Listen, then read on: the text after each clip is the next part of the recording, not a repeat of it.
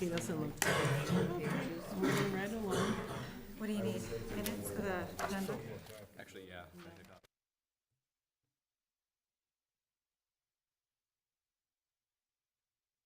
Yeah, that's yours. We'll say hi I after. took up too much space, I'm sorry. I took up a lot of space.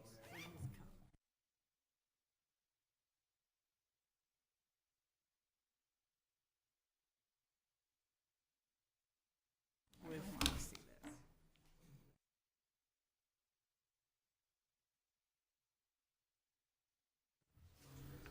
I just want to see. Tennessee shirt. It is. Well, that's what I want to They say. played in the opening round the day of. Yeah, because I thought you were going to come on first, but they didn't. How did they, how are They they? do. They won. Yeah. They're a 3 seed, so they had a Here, pretty good Miami year. didn't do too well. No, they got beat last second shot. Yeah. Yeah. That's the only upset so far. Good evening. We call this Thursday, March 15th, 2018 meeting of the Finance Committee to order.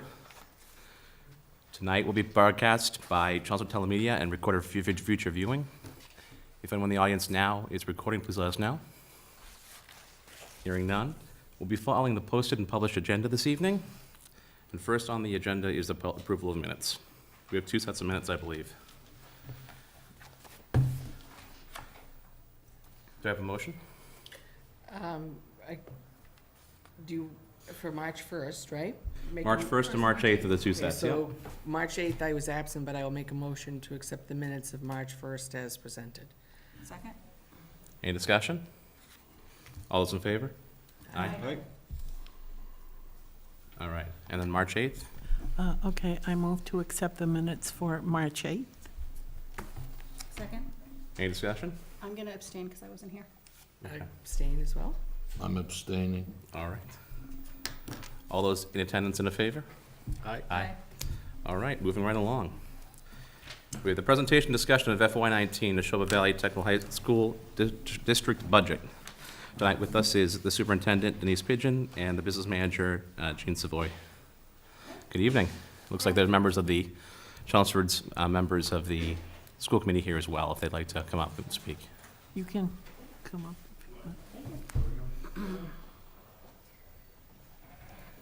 So the first thing I wanted to ask before we begin is I do have a 4.5-minute video that is a nice overview of all of the offerings at Neshoba Tech. I did show it at the town officials breakfast and at our public hearing on the budget. So if you'd like to show it today at this meeting, we can do that. Like I said, it's about 4.5 minutes. And you get to hear about the school from the students, which is nice, but if time is an issue, Well, that's fine. I understand we can, okay, great. Jeannie, you just press play on the bottom? If you need help, I can do it.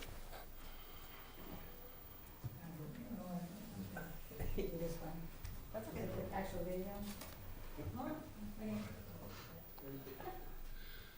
I came to this school because I saw a lot of potential in everything that it offered. From getting a choice of 19 technical areas to all the extracurriculars and sports. I was excited to come to this school because they offered a technical program with many different tech shops. They offered a great academic program. I came here looking for a fresh start. Not that I didn't like my old friends, but it was nice to have a chance to start fresh and meet all these new people. I wanted to choose it because I'm so passionate about graphic design and art in general. I like the fact that they give you a technical program to choose that you can use after high school. And you can also go on co-op in your junior and senior year and get real work experience and earn some money while you're at it.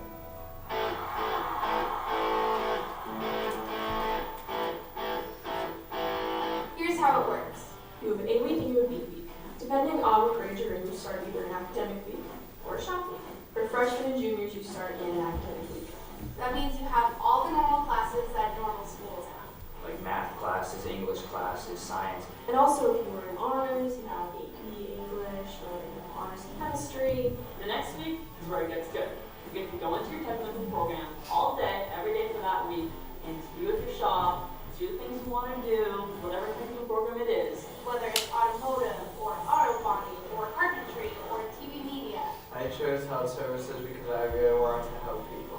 Learning CPR really gave me the responsibility and purpose, being able to know that I can save someone. Right now we're learning about electronics, how they work, making different stuff like breadboards. You can choose what your guidelines are, how it should be built. You can choose what it looks like, how it works, how you want it to be made, what material it's going to be made of. There's lots of different things you can do with graphic design, like logo design, animation.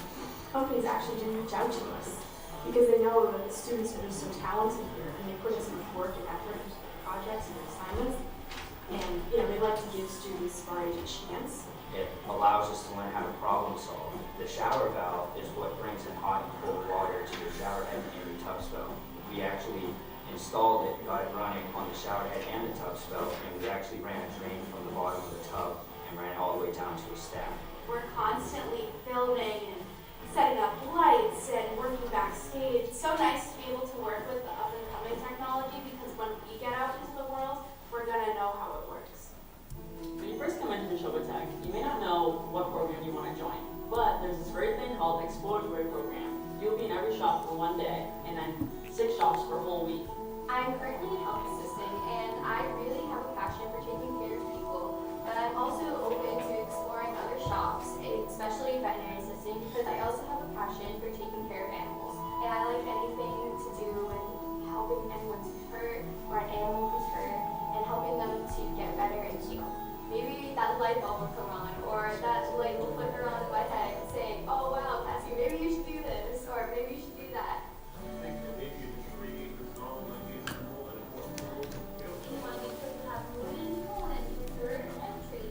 A school is only as good as its teachers, and this school has some of the best. Like if you're struggling, they will go out and reach out and help you. They'll go out of their way to take time out and help you out and help you succeed. They're always just doing whatever it takes to make sure that I'm learning and I'm going to move on and do whatever I need to do in life. Neshoba Tech has a great sports program.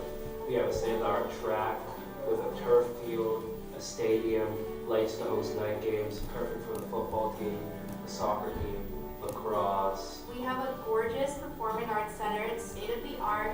We use it for theatrical performances, musical performances, and it really gets everybody involved. The Neshoba Valley Technical High School encourages you to get more detail in the things you like the most that you couldn't get at a regular school. Other schools don't get to do that. They don't get to, learn a trade they can fall back on. In life, if say I don't want to do dental, if say I did something else, I can always fall back and work as a dental assistant whenever I need to. Just because it's a tech school doesn't mean you won't get the same opportunities at other schools. You still get the new acquaintances that you make, and you still get to, play sports and have fun in high school, which is something that, you'll really look back on when you're out of high school and through college and when you're older. I think it is so important for kids to be able to express themselves. You need to show off who you really are.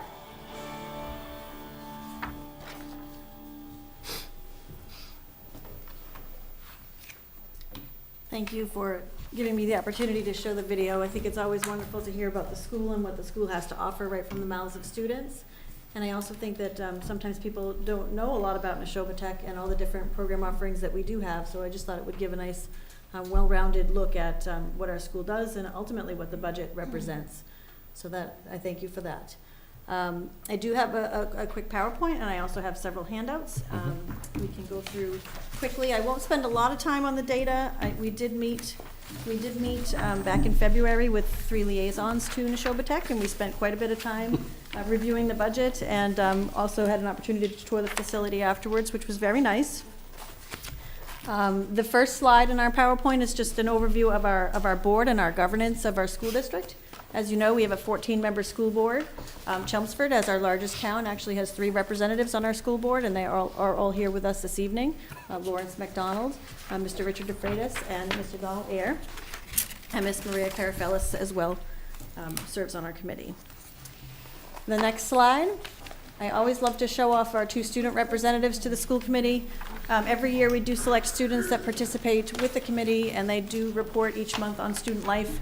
These 2 young ladies have had an amazing year because they did have an opportunity to serve as the tour guides when Governor Baker visited our school in the fall. So they're very proud of that picture. Next slide, Jeannie. As you know, we are an 8-town district. You can keep going. We don't need to go through all of these. I think the video did a wonderful job talking about, you can stop there, talking about all of our offerings in terms of academic and technical. So again, we do offer full academic programming at all levels, all the way through AP. We also have our different technical programs that students choose between. And then the next slide, we can stop here for a bit, and we'll do a combination of look at the book and look at the slides. So I know that enrollment is a question that comes up every year. So if we go to this booklet, it's more of just a narrative version of the PowerPoint. And what I've been doing is I've been trying to add more and more and more information as I go along, and I would, you should expect that in the coming years, this book will just continue to grow as I add more information to it. But if you turn to page 6, it does give you the enrollment breakdown, showing you the difference from last year to this year. So unfortunately, we are down district students overall.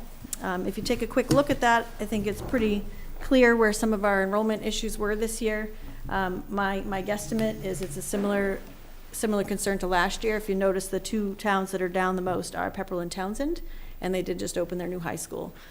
We did observe the same enrollment trends when Air Shirley opened their new high school, and for several years our numbers from Air Shirley were lower, and they've since started to climb back up again. But that's definitely the biggest difference that you see. And Chelmsford, as you know, it is up from last year, 7 students. The next page gives you more of a historical perspective of enrollment. And this also shows you the historical enrollment district-wide and also school choice. You can see the school choice numbers at the bottom and the chart. So when you're looking at our enrollment over a 10-year period, not a significant fluctuation in enrollment, but we have had a slight decline over the last few years. Except in Chelmsford. Except in Chelmsford. Yes. We should note that, so the enrollment is up by 7, Yes. but 5 of those are postgraduate Yes. programs. So those are Yes. And every year, 13, so to speak. so Neshoba Valley Technical High School accepts students grades 9 through 14. So that's what the statute says, technical high schools, grades 9 through 14. Grades 13 and 14 is the postgraduate program.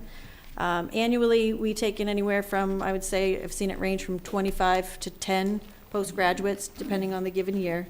And yes, Chelmsford does have more this year than they did last year for postgraduates. That is true. I think last year we had 0. I think you had 1 last year, if I I'm sorry. remember. So how many do we have this year? 5. 5. 5. So our total enrollment went up by 7, but of those 7, 5 of them were Postgrads. postgraduate. Yes. Denise, for the postgraduate program, is it every shop does it, or is it only specific ones? It's on a space basis. If there's, Okay. the way the postgraduate program works is if there's room in the technical program, then there's an open seat. And postgraduates are allowed by statute to fill an open seat in the technical program. So freshmen through seniors get first choice? Absolutely. Okay. Yes, yes. And I would say that, the numbers, like I said, they vary anywhere from 20 to 10. It's a great program. We have postgrads from all 8 of our towns. Definitely was popular in Chelmsford this year. But we have students from all of our towns that participate in this program. Okay. Thank you. In terms of overall district, proud to share that we are still a level 1. Students have been working very hard to remain a level 1 school. On page 9, overview of how we're faring as a school district. I wanted to share with you the breakdown of our enrollment overall.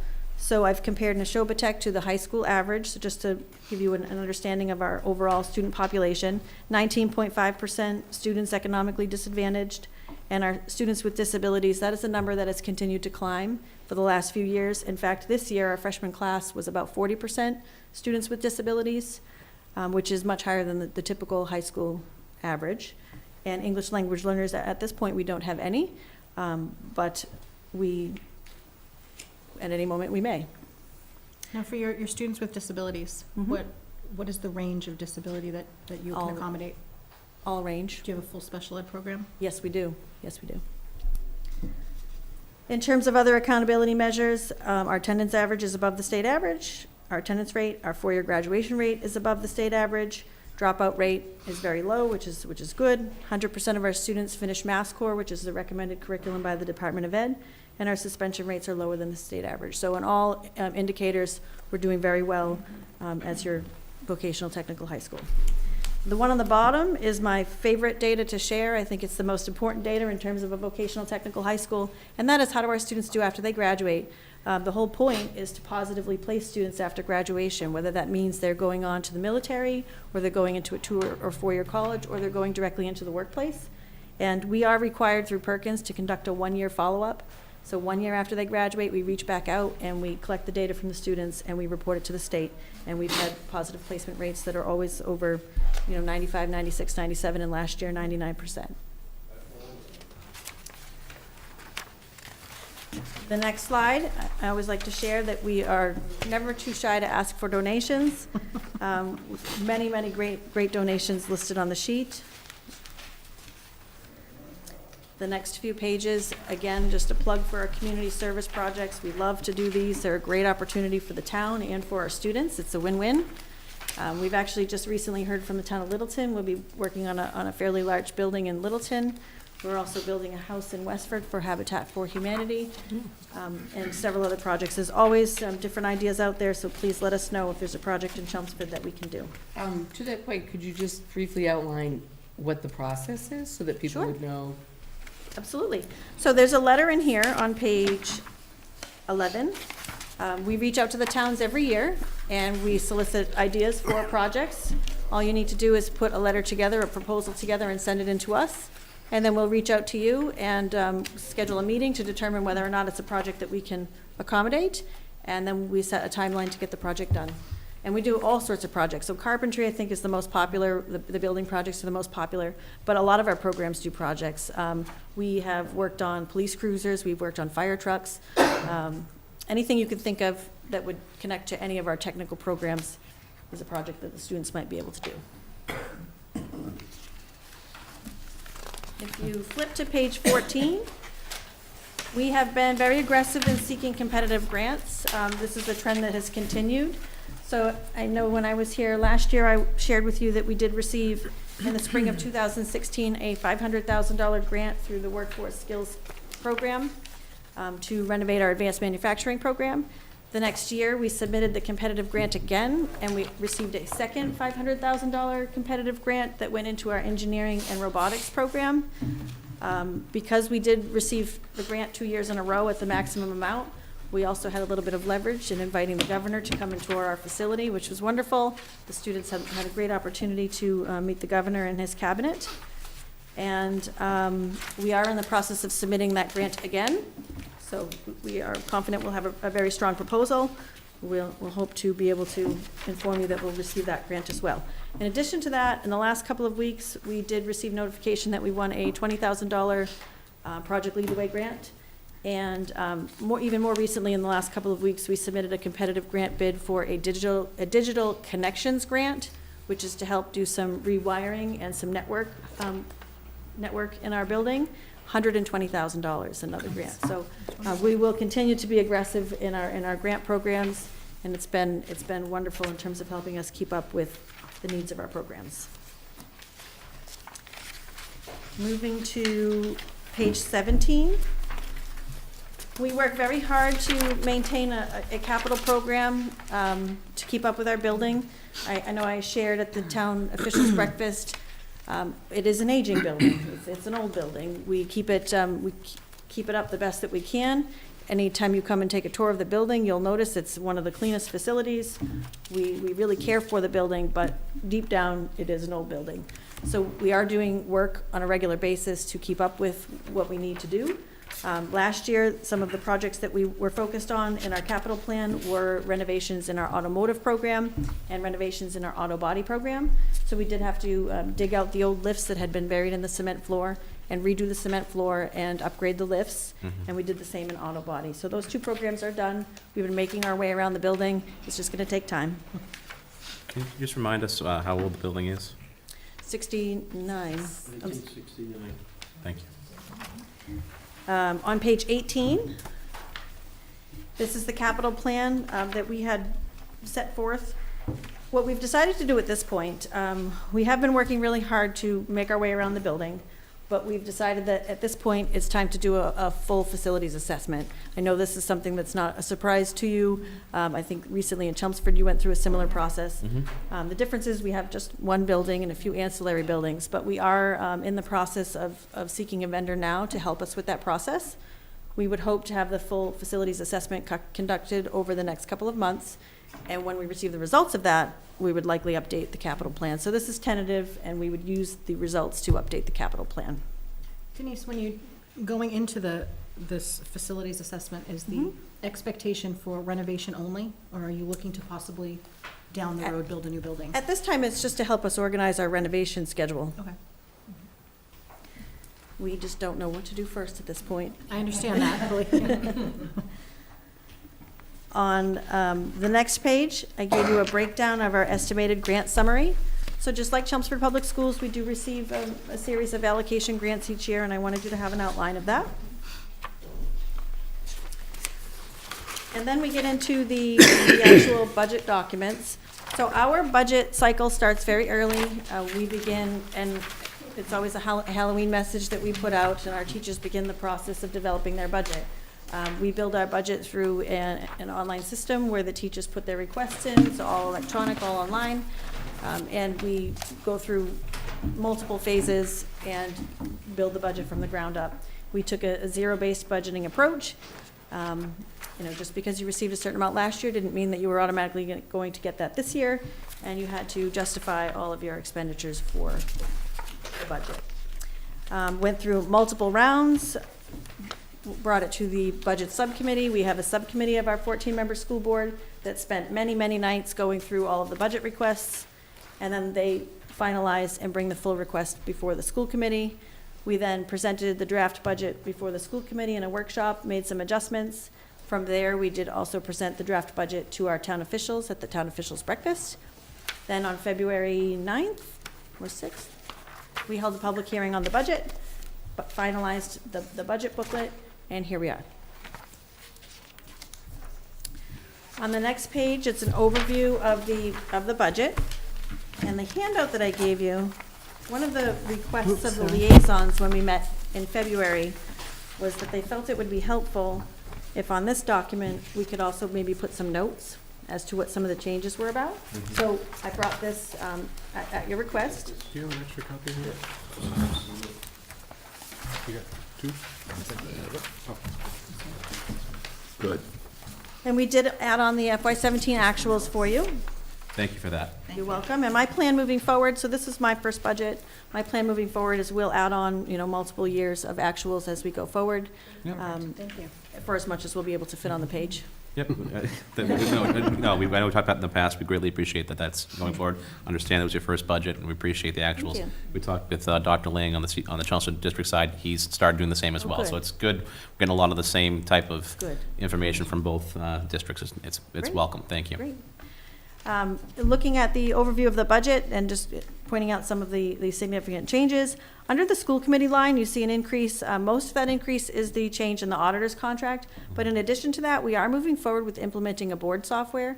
So we are looking for solutions to modernize and achieve more operational effectiveness in terms of posting of our minutes, posting all the handouts that go along with our agendas, and making it much more transparent and easily accessible to school committee and the public. So we are investigating. We've been looking at 2 different software packages, and we're excited to be able to move forward with this. I do think it's going to help streamline information sharing. In terms of the business office, the same idea. One of the goals of our strategic plan, again, is achieving operational effectiveness. So we are moving forward with implementing a few additional modules in our financial software so that we can increase the amount of reports that are available to us. And this was also to increase because we have gone paperless with our purchase orders, which has been wonderful. Moving down, your typical increases in staffing. So there are step and lane changes, and there is also one additional position in the budget. It's a special ed position. Due to the increase in numbers of students that we've seen, we've had an increased need for staffing in that department. Is that under the teacher's classroom? Yes. And you'll see the theme throughout. We also had to increase our speech services, again, to meet the needs of the students. We've increased in the substitute line. Unfortunately, we know that we have several long-term leaves coming up on our staff, and we needed to be proactive with that Moving down, you'll notice a significant decrease in textbooks. When we were building the budget, we saw an opportunity. There was one set of textbooks that was set for replacement that was actually due for next year, but we were able to actually move that up to this year so that we could purchase the textbook before the end of the school year so that we can also do a curriculum writing project with the teachers with the new book. So that's why you'll notice that there was a significant decrease there. We do have a multi-year plan for replacing our textbooks, so we try to keep it the same amount of money each year.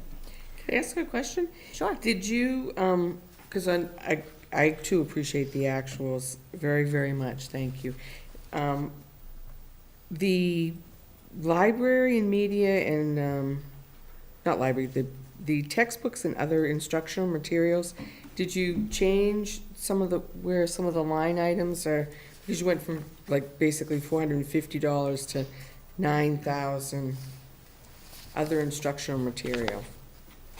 But under textbooks, do you know what I'm saying? Did you reassign how you were coding some of those expenses or something? 500 to the 9,000. Yeah. So like one line item went down quite a Right. bit, right? The textbooks, then you have Right. other instructional materials that, We can take a You have to look at the detail. Yeah, we can look at yeah, the I'm detail. just curious, because. Yeah, absolutely. It is a jump, yeah. Yeah, it Because is. on another sheet, I think, on one of the packages, I think, those two line items are included together. They might have been merged together, yeah. Yeah. We've tried to break them out again so that Right. the different reports that we give you will show you. It's great, it's So really good. We'll look at that. We'll look at that and we can look I'm at that and just give you an curious. answer. And then That'd be Kathy, great. to your point, because you've got your instructional equipment, instructional supplies, it was $597 in 17, but it goes to 333. But your instructional supplies go from 70 to Right, 150. exactly. So Right. I'm wondering if there's something in We there. moved them around. Yeah. Right. In terms of field trips, that's another one that's gonna look unusual. So our field trip line had gone down to just about nothing, over time, through annually making cuts, and it got to the point where, with a $500 budget, you really couldn't fund field trips. So we are working on increasing that line over time. The cost of transportation alone to send students on a field trip, I'm sure you're well aware, is expensive. But what we're looking for here would be busing to a few of the annual ones that we know that we go to. For example, recently our students participated in a non-traditional field trip, making non-traditional the new traditional. And if you're not sure what that term means, in technical education, that's when a student is in a technical program that's non-traditional for their gender. For example, a male in cosmetology, or a female in plumbing, or a female in electrical. And there's a lot of different support activities and trips that they could take to help them in that area. What was that called again? Non-traditional. Non-traditional, okay. Yeah, non-trad. We actually, so we are held accountable to the state for our non-trad numbers. So we have to have a certain percentage that do participate in non-trad. And in addition to that, it's very important that not only do they participate, but that they complete. So we're also graded on that in terms of Perkins when they come out and do our reviews. And I'm sitting here and I'm sitting right next to somebody who knows a lot about non-trad. My daughter's an auto body mechanic. Okay. Wow, good for her. And she's doing very well in our program. She's on co-op at a shop in Chelmsford. Yes, she is. She's doing great. So do you have trouble keeping the non-trad numbers up, or?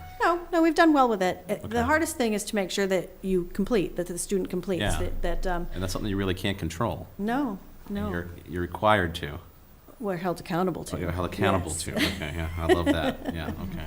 Now, within your non-trad, do you find that you tend to have more females go over to the more traditionally male roles? No. Or- no, it's pretty equal? It is pretty equal. What are considered, I mean, I think it's kind of obvious what are considered traditional male roles. What are the ones that are, other than cosmetology, what are the ones that are considered? Health assisting, Health assist- dental okay. assisting, early childhood education. Okay, Okay. All right. thank you. You're welcome. And then there are some programs that are not technically considered one One or the other, other. yeah. Right. And what are those?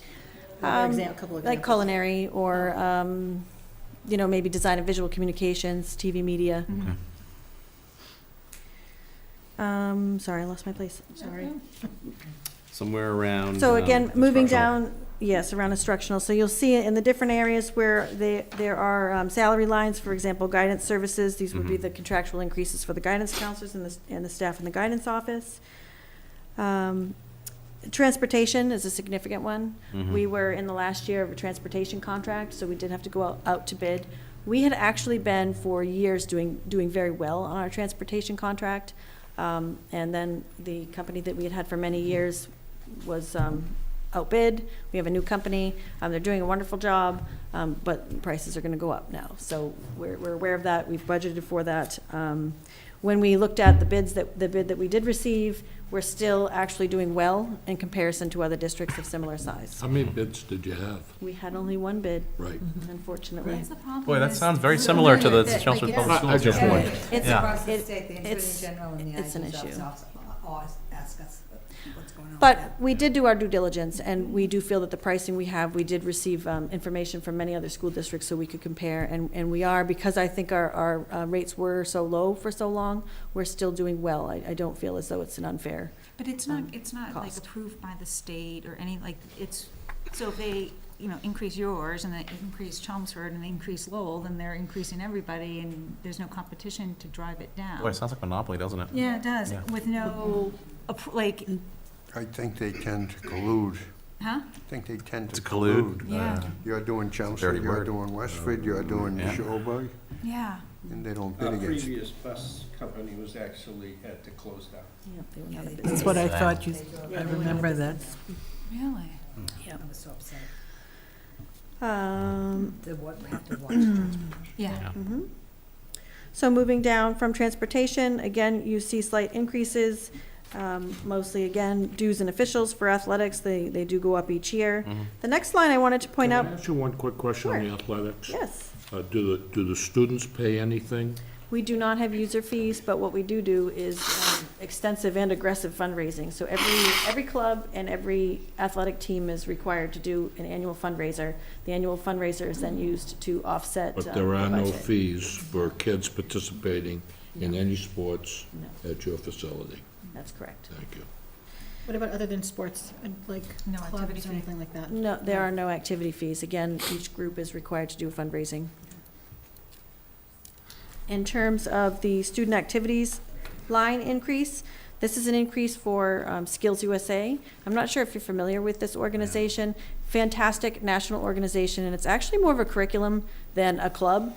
Essentially, what the students do is they gather together first at the district's level, and our students are actually there tonight, and I keep waiting to find out if we have any gold medals. I really hope that we do. They compete first at the district level, and they are basically testing in their technical program skills. If they earn a gold medal, silver, bronze at districts level, they then go on to the state level to compete. And then if they win at the state level, they go on to nationals. It's an amazing organization, and they're really showing off their talent and their skills in their tech program. So we have added the money in the budget to fund this program, moving this program forward, so that we can be a total participation school for Skills USA. We believe in this. We think every student should be participating in skills.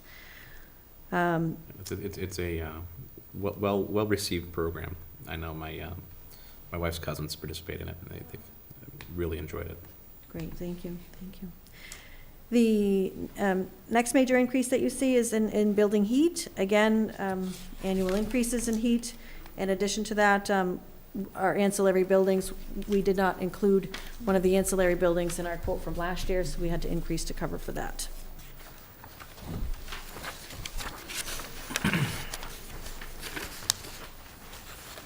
On the second page, again, you see some increases in utilities. You see some increases in our maintenance costs. Again, the age of the building, we do our best to budget what we know for expenses, but there are oftentimes expenses that come our way that we don't know. As a regional vocational school district, we are responsible for our own building. We're also responsible for snow removal. All of the repairs that happen in the building are all within this budget. And then you see the costs for retirement. We have increased the capital assessment up 25,000, which I had showed you the document on in the previous packet. And then the final overall increase in the budget is 3.55% over last year. Any questions on the specifics in the budget? Can I just ask a quick question? Sure. Okay, so you very nicely gave us this year-to-date number. Thank you. Okay. just because I asked that question about the textbooks and the instructional material, I Yeah. wanted to check what was happening this year. Mhm. This is kind of small print for me, but 2410 textbook and related is over budget by Mhm. 24,000. Right. So as I had In- mentioned earlier, we looked at our textbook replacement plan, and rather than put the money that we knew we would have put next year into it, we actually decided to buy those textbooks this year, because we Okay. knew we weren't doing another project in another line. We went through budget and we went through our budget finance committee meeting, requested permission to buy the textbooks this year, purchased them, and that's why we are over budget in that Okay, line. thank you. And I'm sorry I missed that. And then the instructional equipment, you still have like almost 40% of that balance left. I can explain why. Okay. We actually put many of our projects on hold because we had quite a scare at the beginning of the school year, in terms of, well, not the beginning of the school year, it's more in December.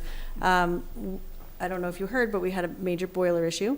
Thankfully, it didn't make the newspapers, but we run 2 boilers in our building. Both of them have been on the capital plan for quite some time. When the cold snap hit, we went through a scenario where for about 3 weeks, different sections of the boiler were cracking on a daily basis. It was very stressful, I will tell you, very stressful, where we ended up having to replace several sections in one boiler, several sections in another boiler. There were times when overnight we had to man the building 24 hours a day. So we put one of our major equipment projects on hold, and that was moving forward with our grooming facility in Vet Tech. Which is why that project we're actually just starting to pick up on that project again now, but we weren't sure what was gonna happen with the boiler. We did end up having to replace the boiler, and we were able to receive some insurance for that. We also moved forward with putting a baffle on the top of the second boiler and keeping on hand some additional sections. The second boiler needs to be replaced. It's been compromised. We've been told it does need replacement. So that was one of the projects that came unexpectedly this year. And as you know, within our budget, we can't come back to the town and say, we need your help in the middle of the year. That would require 8 town meetings to do that. So we made decisions along the way. And the other project that happened that we weren't expecting was we had a leak in the roof over the gym. 2 weeks before basketball season, there was a leak. We did lose the gym floor. We did have to do another insurance claim on that. But I will tell you, and I'm super thankful, that Chelmsford really came to our aid. I happened to be on the phone with Paul Cohen, and we were talking about, I think, an upcoming meeting, and I said, you wouldn't happen to have a gym that our students could use? We have basketball season starting. He said, as a matter of fact, I think we do, and our students were able to use the gym for the 2 weeks during the replacement. Very thankful. And I also want to let you know that the basketball coach is a Chelmsford High grad. She's one of our most tenured teachers, and she's been inducted into the Chelmsford Hall of Fame, so you should be proud of that Chelmsford grad. Now, where did the boiler come out of? Yep. You said that you Sure. put this on hold. Did it come out of capital, or was it on another line item? I would believe that Jeannie would have put it in extraordinary maintenance, Is that what Well, it is? or is it we in had that- a couple places? A lot of it was in the insurance, we have an insurance Insurance. revolving Yeah. fund, so Okay. we put, some of it was in there as well. Okay. So you didn't attack stabilization or anything like that? No, not Okay. yet. I like that qualifier word there, Gene. Denise and I have a bad habit of finding bad parts of the building. So this year you're doing very well on your substitute teacher Yes, we are. line item, but you're projecting that next year Oh, going long term. I know that I have some major surgeries coming up and some medical Mm. leaves, yes. Okay. Again, it is very helpful to have actuals and year-to-dates here. That's, I know we've talked about in the past. It's great to have. Thank you very much for that.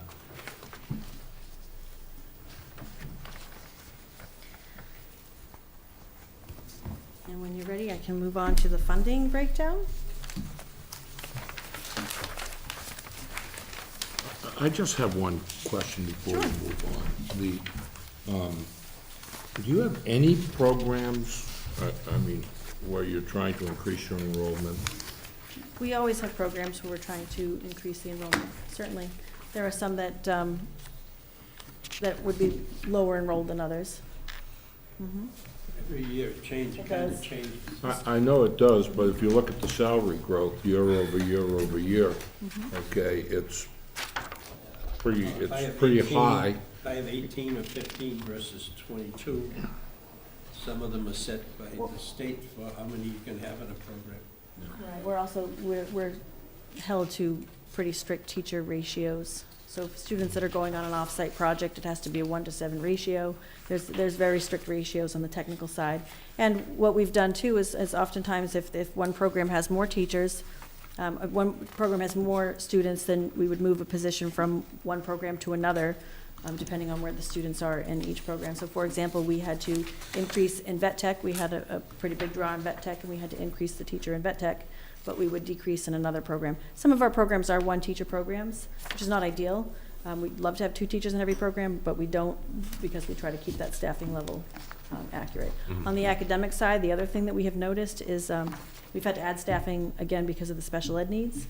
We've had to increase the number of teachers with, we do dual licensing in academics and special ed, and also in the additional services that we need for the students.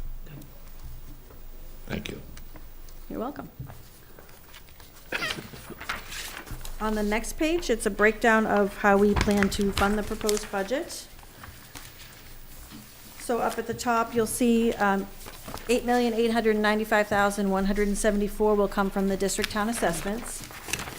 In addition to that, we have the estimate of our state transportation reimbursement. We appreciate your help. We know that you've consistently helped to advocate for funding of transportation reimbursement at the state level, so thank you for that. Chapter 70 school aid is listed as well.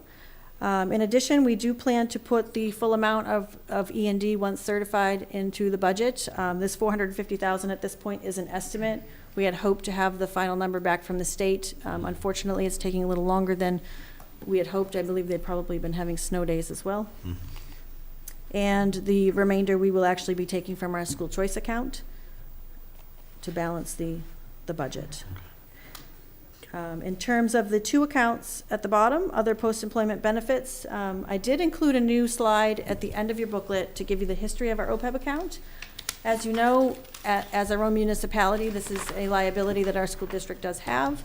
We did start the OPEB liability account several years ago. Flip to page 24. I provided an overview for you of what we have done with OPEB. We have made some progress. I also want to put out a thank you to Paul Cohen, who serves on our OPEB trust. And right now, our current balance in OPEB is $538,724.38. Our liability is about $12 million. So we have a long way to go, but we have started the process, and we do plan to put $200,000 into OPEB this year. And we plan to put $100,000 into stabilization this year. I also gave you the breakdown of stabilization and our history on stabilization. Page is that on? That is on page 25. So you can see our contribution history. And the rationale here is we are looking to be at about 10% of our overall budget. The school committee took a vote. We do have about 1.4 million in the account. You can see the breakdown. This will bring us up to 1.5, which is the level that the school committee felt comfortable with the current budget size that we have and understanding the needs that we have in terms of our capital expenses. So is the committee's philosophy that once you get to $1.5 million, you're gonna maintain that amount And move towards more funding OPEB, like we did in previous years. And that's why, I mean, because last year you funded OPEB at 300,000, and this year they Correct. had 200, but 100 to stabilization. Right, so historically, we've been taking 300,000 and putting it towards stabilization or OPEB. So the formula this year, 100,000 to stabilization to bring it to the 1.5, which is where the committee felt comfortable, which is about 10% of the budget, and the rest to OPEB. And then next year, we'll continue to move forward on our OPEB. But, because I guess my point is, like, are you gonna keep increasing the stabilization, or do you feel like 1.5 is a good standard amount to have in there? So the recommendation from our treasurer was to be at about 10%. That would bring us to where we've been recommended to be. So I guess your plan is to keep it a percentage rather than a number. Yes. Your goal is to stay at around 10%, and as the budget increases over the years, to maintain that 10%. It may increase. Okay. Can I ask, I know there's a dinging going on, if someone could just check their phone or something, that'd be appreciated. Thank you. So this, just to let you know, this financial plan will be updated prior to town meeting, so I can update the financial slides and get them to you before you print your booklet. Again, once we have the final numbers for E&D, what will happen is, if our E&D is higher or lower, we'll adjust the school choice funds to balance it out. It would, the assessments to the towns will not change. Okay. So the two numbers, the 450,000. So what is that 450,000 number based upon? That is our estimate of our E&D. It has to be certified from the state. Oh, I understand Yeah. that. You weren't able to do that, and you weren't able to have your auditor report either because of the snow. Snowstorm. Exactly, I That's understand. 2 years in a row 2 years this in a has row now, happened. yeah. I'm feeling kind of slighted here. I think we need to move our meetings off of Tuesday and maybe move to Thursday instead. Okay, but that, and I guess, Jeannie, this is for you, that you feel comfortable, or it's gonna be around that 450? I am pretty comfortable with that, and Okay. they were very close to certifying it last week. And I know it was to the field rep supervisor, because she called, said he wanted a copy of the minutes. Okay. So I know it's imminent. Okay. There's non-essential personnel. I understand. What is approximately your current balance? I mean, after you transfer out the $1.4 million out of school choice, what's the approximate balance in that account? After we transfer out the $1.4 million, we'll have about 2.4 million. And what, do you have a, kind of an ongoing action plan for utilizing that money? Well, looking at the way we've broken down the budget now, that's not going to last many years. I would imagine that we'll use a similar formula to what we're using now, and continue to use the money that's coming in from school choice as well.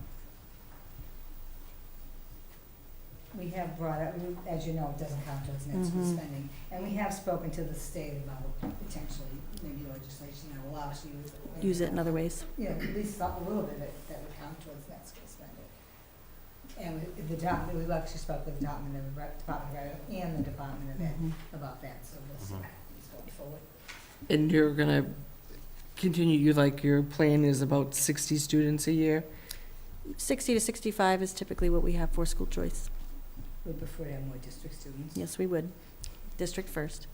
And is it the same for them as far as like a spot in a program? Is that how you do it? Once the student is accepted to Neshoba Tech, they're all treated equally. Student is a student. Okay. Yeah. So it's not like we have 10 spots in, say, automotive for school choice and, Once no. they're a Neshoba Tech student, they're all treated exactly the same in terms of the rankings for entering a program. Right, so, okay. And just out of curiosity, when someone applies, do you guys, even from like Chelmsford and, Yep. is there an application process, or you just Yes. take everybody, like? There is an regardless? application process. We've gone online with the whole system. So we work with middle schools, like I can give you Chelmsford as an example. So our guidance counselor went to the Chelmsford middle schools and conducted a presentation. And then the students had an option to come and visit Neshoba Tech and learn about the program. And if they've chosen to apply, they go on through the portal, they fill out the application online. We do have a set criteria of what we look at. We look at attendance, we look at grades, we look at discipline. There's a guidance counselor rating, and then there's an interview. We have very high acceptance rates and very low rates of students that do not get in. In fact, the number of students that do not get in, very minimal, and we continue to work with those students until they meet the criteria to get in. Okay, Okay, good. okay. And in Chelmsford, I actually was just talking to Dr. Lang about this today. I want to say your applications for this year, they're in a similar place to where they were last year, high 40s. And most of them have been accepted already. The students that have not been accepted yet, we're just waiting on either some paperwork or they have to finish an interview. So that is well underway. The next slide, page 23, is the breakdown by town. And this is the breakdown of the district assessment. And as you know, it is driven by enrollment and the percentage. So you can see the breakdown. Increase over minimum is the same as last year. The capital equipment is up 25,000 from last year. and attached to the capital plan we reviewed, our anticipated transportation, and the debt service on the roof project. I do want to let you know that the school committee did take a vote to move forward with an MSBA accelerated roof repair project, and we did submit that application to MSBA, and now we are just waiting to hear back. So this repair project, the goal again is to time it so that if this project goes online, it's happening at exactly the same time we're paying off the roof note from the last project, so that we can balance it out in terms of the assessment to the town. It would replace 3 sections of the roof that are in need. These sections were not eligible when we did our They were last not. one. They were not. Okay. And that was that 3 years ago? Yeah, No, there was a timeline, and they said that All the years They were blending only together. 14, I think. All the years blended. It was 4 years ago. Okay. And that is the last slide. We had already gone over the last 2 pages. Right.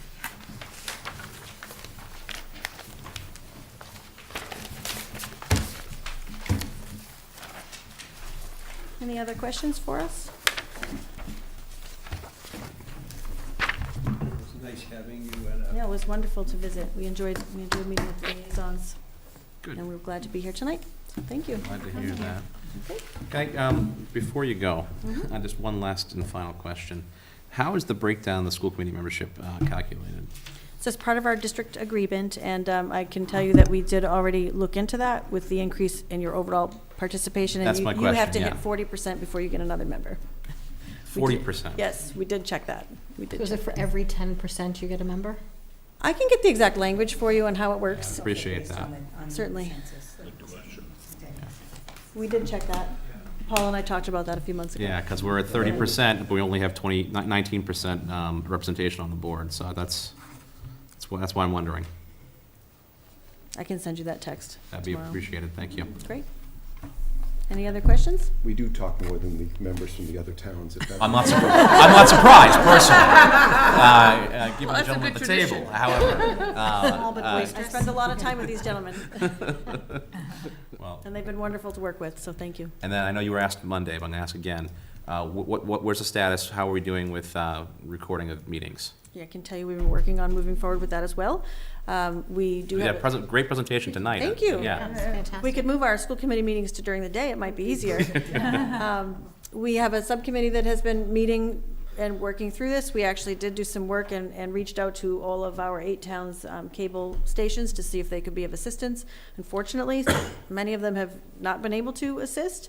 I would think that maybe you could help us in that area, at Okay. least in Chelmsford. And we're gonna continue to research it. We do know that we have some logistical challenges in terms of the room that we record in, or the room that we would record in is quite difficult for the 14-member board in terms of the size of the room. Okay. So we've looked at different spaces, we've been researching the equipment, we've been reaching out to our cable stations, and it is something that the committee is talking about. And I think our plan is to get them all in to talk to us at the same time.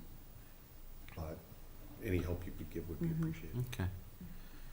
All right. And in the meantime, could there be just an audio recording? Have you looked into that? Just an audio recording that could be posted? Is that possible? I don't know, I can look Yeah. into it. Yeah. I mean, just something, just so that instead of just a set of minutes where sometimes the flavor of the discussion is lost. Are you talking about a live audio recording? 'Cause everything- Not even, not even a live audio, no. Taped, isn't it? Yeah, our meetings We are- transcribe for minutes, we do The transcribe meetings for are minutes. taped for the assistance of the Yeah, that recorder would be difficult to hear. Yeah. to put the minutes together, but they're there and they're saved. Okay. Well, just even an audio recording that, because I know I do a lot of my meeting listening and watching on off hours when they aren't actually being recorded live, and it'd be very helpful to have at least something like that that I could listen to. I can tell you that some of the research that we've also done on the board software was also with that idea in mind. If we do move forward with this, Okay. the board software also connects, you can connect different clips of meetings and Okay. attach it and post it, so that is something that That would be we've great. looked into as well. Okay. But you said any help we could give you, what specifically would you like us to do? Well, to be quite honest, it's one of those things where, if you look at Chelmsford school committee meetings, for example, the school district is not responsible for recording those or organizing them, it's done by the town. So if we could get our towns to agree to come in and film, that would be the easiest solution. That doesn't seem to be happening for us at this time. So like talk to Chelmsford Telemedia? Mhm. Okay. Well, you're. And I mean, Westford, and Well, Air, and I'm just gonna Shirley. say, Well, I I mean, mean, you're Yes. physically located in Westford. Yes, we are. So, Our meetings were the same night as the selectmen's meetings, and they preferred to record the selectmen over on. But I mean, even when we had an Maybe they issue can take recording our turns. meeting here, it wasn't streamed live, they just Mhm. recorded it and Yeah. then And then put it posted up it on on. YouTube. Yeah. Right, Yeah. even something like that. Certainly things to explore. Yeah. Or All right. maybe they can take turns. That's That's what what we we were had hoped. working on, That's is what we- fostering that relationship. Okay. Thank you. All right. Well, thank you very much for coming. Thank you. Thank you. Thank you very much.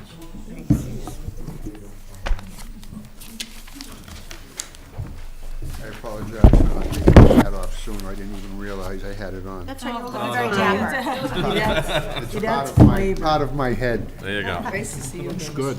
Yeah, I like that hat. What do you think? Yeah. Good information. All right, moving right along in our presentations this evening. We have Oh, I don't know. Paul Cohen with a presentation discussion of warrant article number 12, the Forum Enterprise Fund and Budget. And John is here with you as well.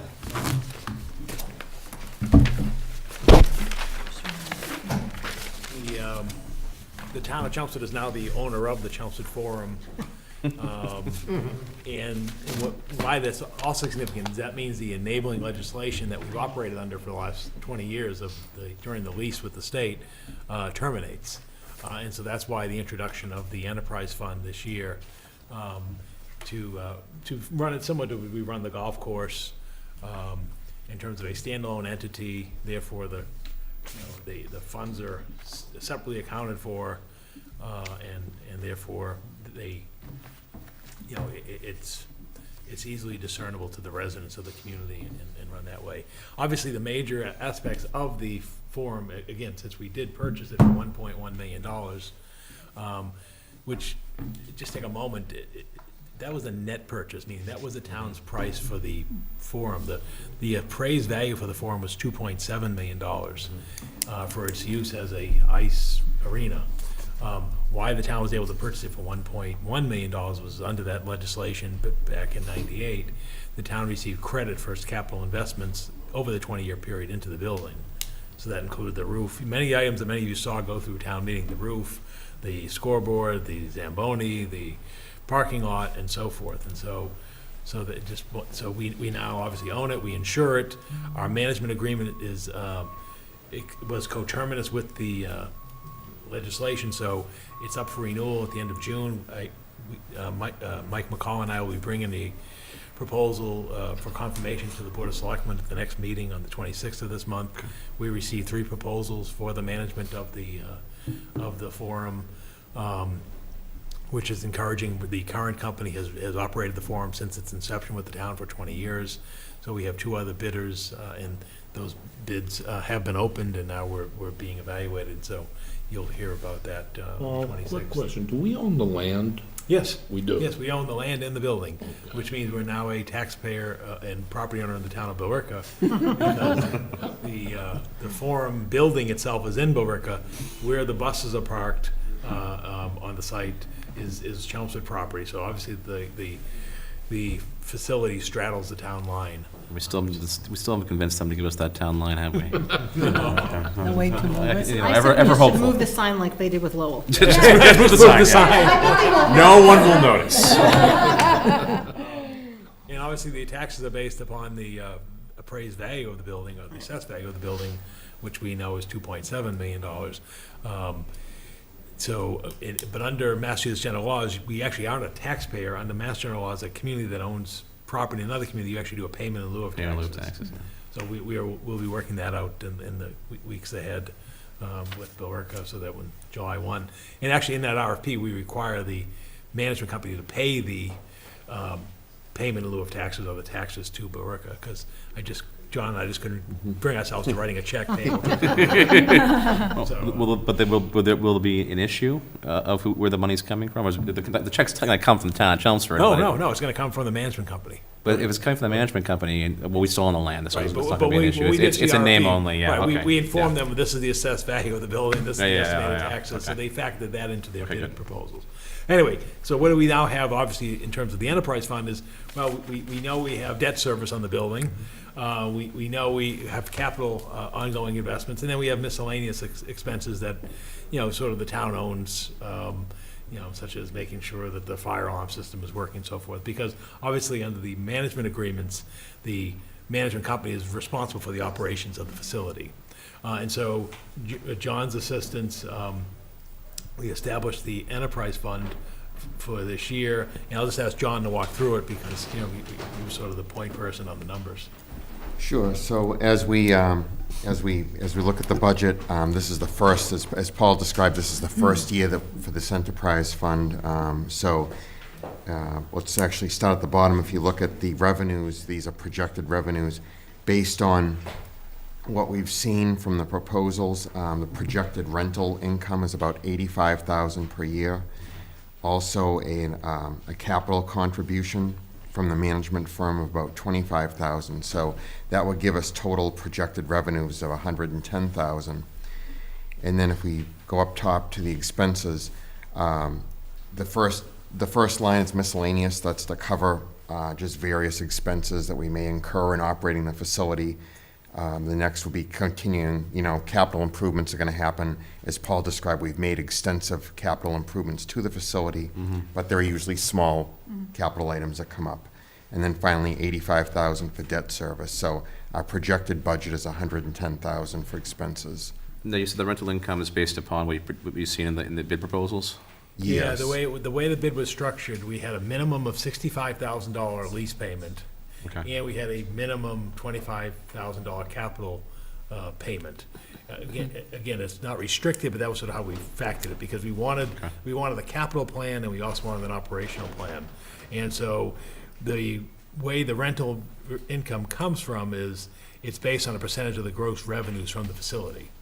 So therefore, and therefore, that's why you can see it's hand in hand. The facility's well-maintained, and it's well-managed, you get a larger You get an gross, increase, which yeah. then gets a larger increase to the town. So it's, in essence, it's almost like a profit-sharing type of agreement. So it's going to be a percentage agreement rather Yes, than a... but with a floor Okay. of 65. Oh, good. Okay, that sounds much better. Yes, a floor of 65 and then a percentage, no less than, Yeah, so we get an upside no to less it. than, exactly. Nice. And that's worked well with the golf course as well. Yeah. So that's how we do that. I was just thinking with the New England Bobcats come in, that's... Exactly, yeah. More rental income during the summer, I mean. Right. Yeah. If we ever decided to sell The asset. the Yep. asset, Yep. is there a restriction? It always has to be like a hockey rink? I think the way the legislation came, it's a hockey ring until we pay off it coincides with, I think, the termination of the debt service on the original acquisition. So I think it's like a 10 or 15-year period. Okay. But that was, and part of that was because you had the continuing transition, because in the legislation that authorized the sale, the university still has rights to practice and so forth. Yeah, And so those- those couldn't be terminable, so there is I believe the legislation has a 15-year period. Then it can be sold unencumbered. Okay. Just- 15-year it's deed great. restriction, okay. Yeah. It's great It's all in the deed. location. So Yeah. we've got 15 years to build that new rink and then get the, Right, so you sell do, the so the property, way yeah, I'm thinking, okay. right, you Yeah. do the rink on the bottom, Yeah. do a nice office building on Okay, top. okay. All right, with we're going housing. far afield right now. We just need to change the bylaws, Yeah, and that's coming yeah. next, right, on the agenda? It's actually Borica's bylaws, it's not. Oh, that's Yeah, right, it's not no, our that's not You our have no bylaws. control over those. The only thing we have control Right. over is that little spot of Where parking. the buses are. Yeah. Yeah, well, you know, Actually, the buses, The the building buses, was built in building? 64. 64. Yeah, so it's, over 50 years old. But it's in great shape because we knew the terms of the legislation and obviously the credits we were getting, so we were aggressive in the last half dozen or so years of making sure that, every dollar spent was a dollar saved. in terms So of the capital investment. improvements Oh, you yeah. feel... Oh, yeah, up until yeah. right to Okay. the. I know we've had, yeah. Yeah, we've done. had quite a few coming we've had for quite us, a yeah. few, yeah. All right. So should we have like a name, like the Chelmsford Forum parentheses in building? It is the Chelmsford. No, it's a Chelmsford Forum. It is called the We Chelmsford can call it Forum. what we want to call it. It doesn't matter where it is. Yeah. And it says Chelmsford Ice Arena on the side. You see that, the seal and the. I think we should just make Chelmsford lion. really big. Lion, right. Right now, the form words, the original letters, I think, from I 1964 think so, yeah. are still on there. Yeah, they don't go away. Okay, well, that's good to know that's a floor with the percentage. So there's the possibility of increase if it's properly maintained. And we have more opportunities in the summer now, which is good. And generally, the agreements go 5 years, and, which is. Yep. And obviously, over time, again, if you hit an inflationary period, then your revenue goes up with it, so it's. Perfect. Okay. All right. So this is to both establish and fund. Right, and then remember, with an enterprise fund, any balance at the end of the year stays with the fund, and so that will give us that cash balance, like you've seen with the sewer enterprise and the golf course, so. Except there won't be any staff here because it's being Right. run by another company, so there won't be any OPEB or anything like that. Right, Yes, yeah. nope, there's no benefits, there's nothing. It's awesome. All right. Okay. Any other questions? Thank you. No. Thank you. Thank you. Thanks. All right, moving right along. should know, since you're here, it's also the home of Neshoba Tex hockey team. Oh, yeah. Probably should mention that, yeah. You could have led with that one. So is there any going to go somewhere on the outside too, or? Oh, maybe, yeah, we'll look at that. All right, after that aside, moving right along, presentation discussion of warrant article number 26, the zoning bylaw amendment, multifamily zone and business overlay district. This is a citizen petition. Tonight with us, we have Brian Latina and Christine Bowman, who are both representatives of Precinct 4, I believe. Correct, thank you.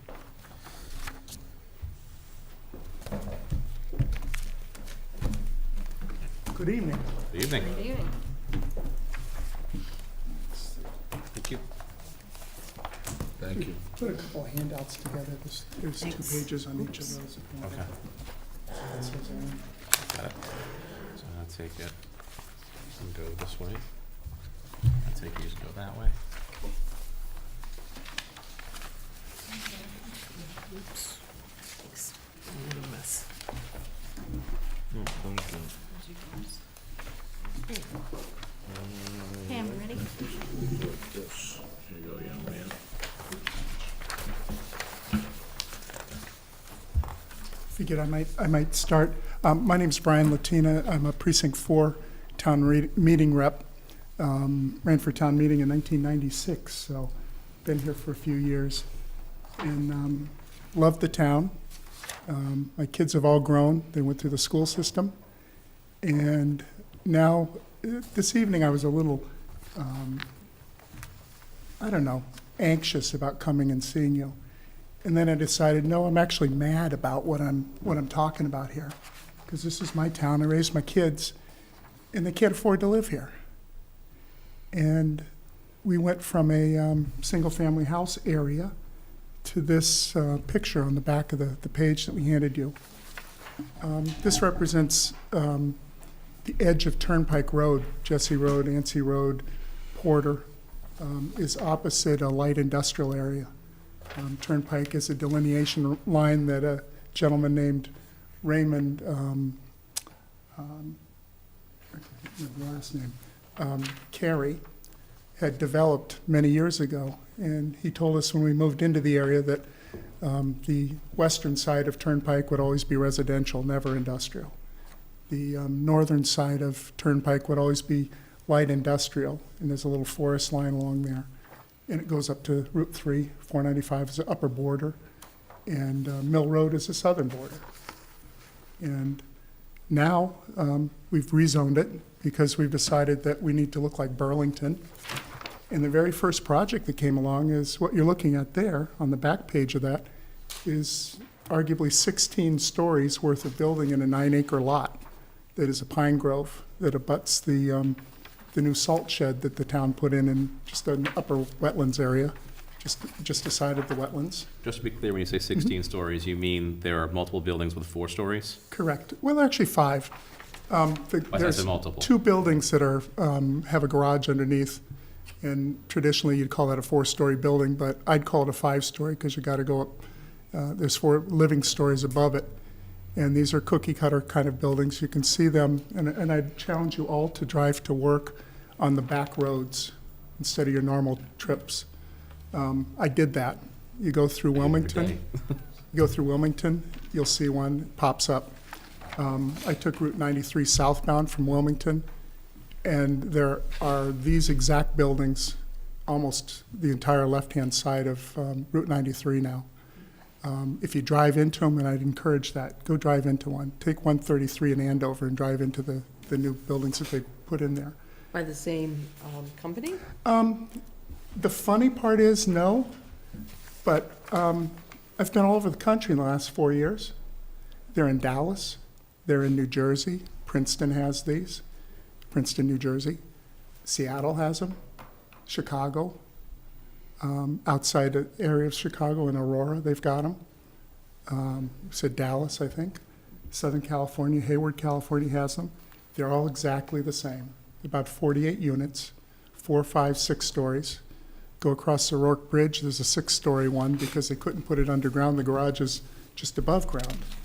My point is that everybody is doing this, and I don't know that it's generating revenue. In fact, we did some numbers, and we'll present that tonight. But I want you to kind of get a sense as to looking at the first lower section of that. There's a 2-story building, and that was our challenge. The town planning board got the developer to make a 2-story building along the front edge as a resolution to the problem of putting 168 units into this one little 9-acre grove. This same grove was designed and designated as a potential 40B apartment complex, except that complex was 19 acres, abutting 2 other properties.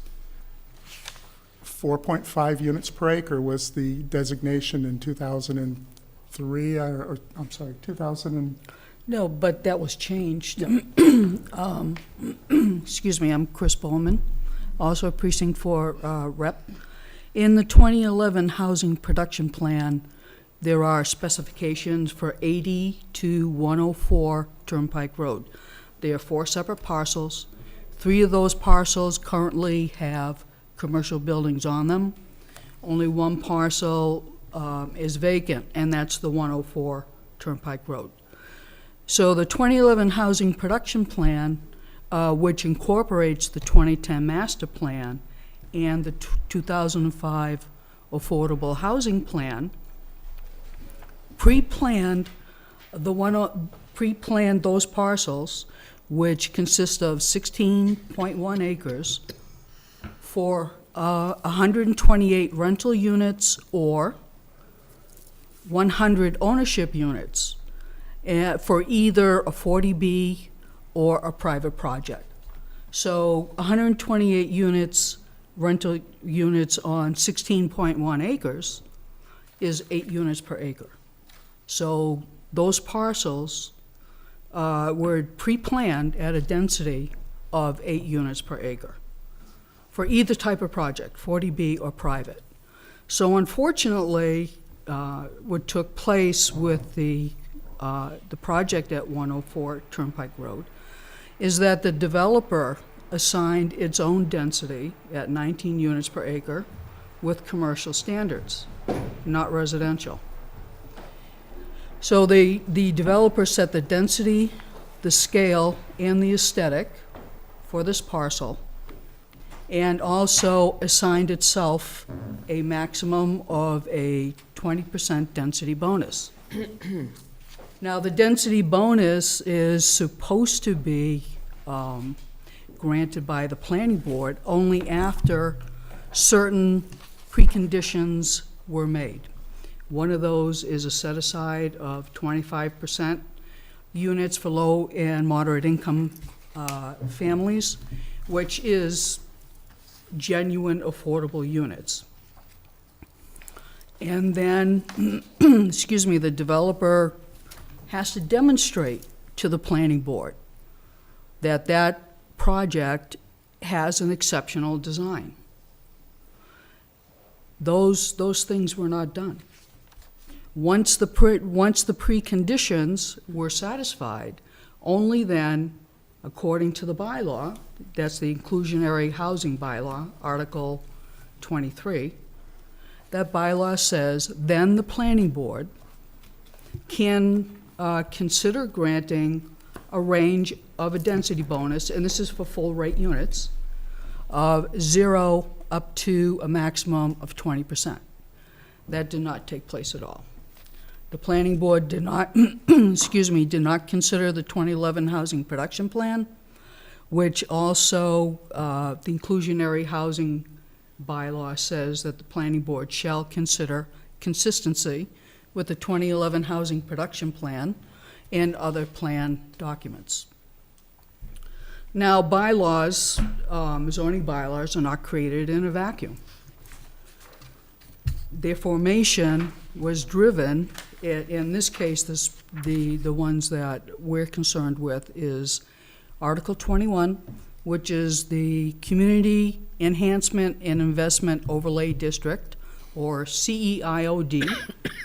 That's like a coordinating overlay district and applies to the commercial districts of CA, CB, CC, CD, and IA. Yeah, apologies in advance for the language. The acronyms are painful, and the law is very important. But we've also had them in front of us the last Yes. couple of years too, so it's not most of us here, it's not anything new. Yeah, well, our challenge in part was there was a 2011 plan for affordable housing. It was required by the state. Quite a document. It's based on our master plan. There was an update to that in 2017. And the planning board, in our opinion, the planning board has ignored a lot of the content in there. In fact, this property we're talking about is specifically listed in this document. Page 94. On page 94, there's even maps of it in color on this document.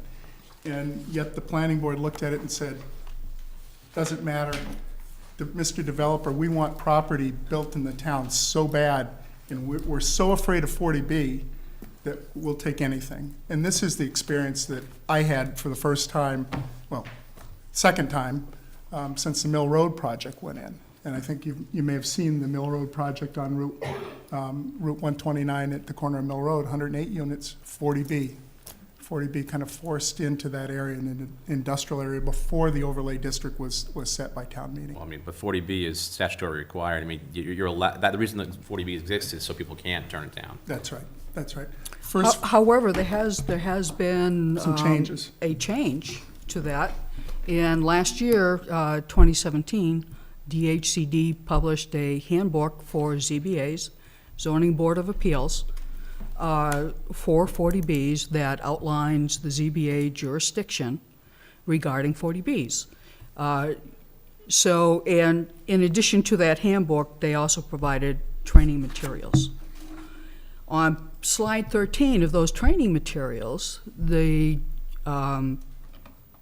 ZBA has jurisdiction for local regulation that includes zoning.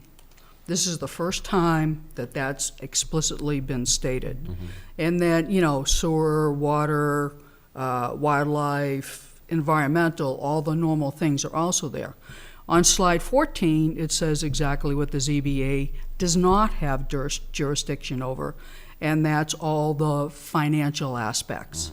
You can't consider infrastructure, you can't consider fire and police, you can't consider all these other things. The cost of schools and the programs. Right, exactly. So that's a big change. It is a big change. And so hopefully, I did provide that handbook to a number of the ZBA members because they were unaware of it. So hopefully there'll be some more reasonable 40B projects in the town and in where it's placed. The 40B concept is not the same boogeyman that it was 4 or 5 years ago. Right. The development on Mill Road, for example, was kind of scary, and we were told, don't worry about it once that project went in. And I wrestled with that one myself in a little committee. We went and said, hey, this is the wrong place for it. There's outgassing in the parking area next to it. There's a handicap school across the street. How in the world are they going to get up the 10% ramp that is illegal, by the way? It's a violation of the American with Disability Act. Can't be that angle. We're applying for a variance, they said. State statute requires you to put this 40B in certain places in town.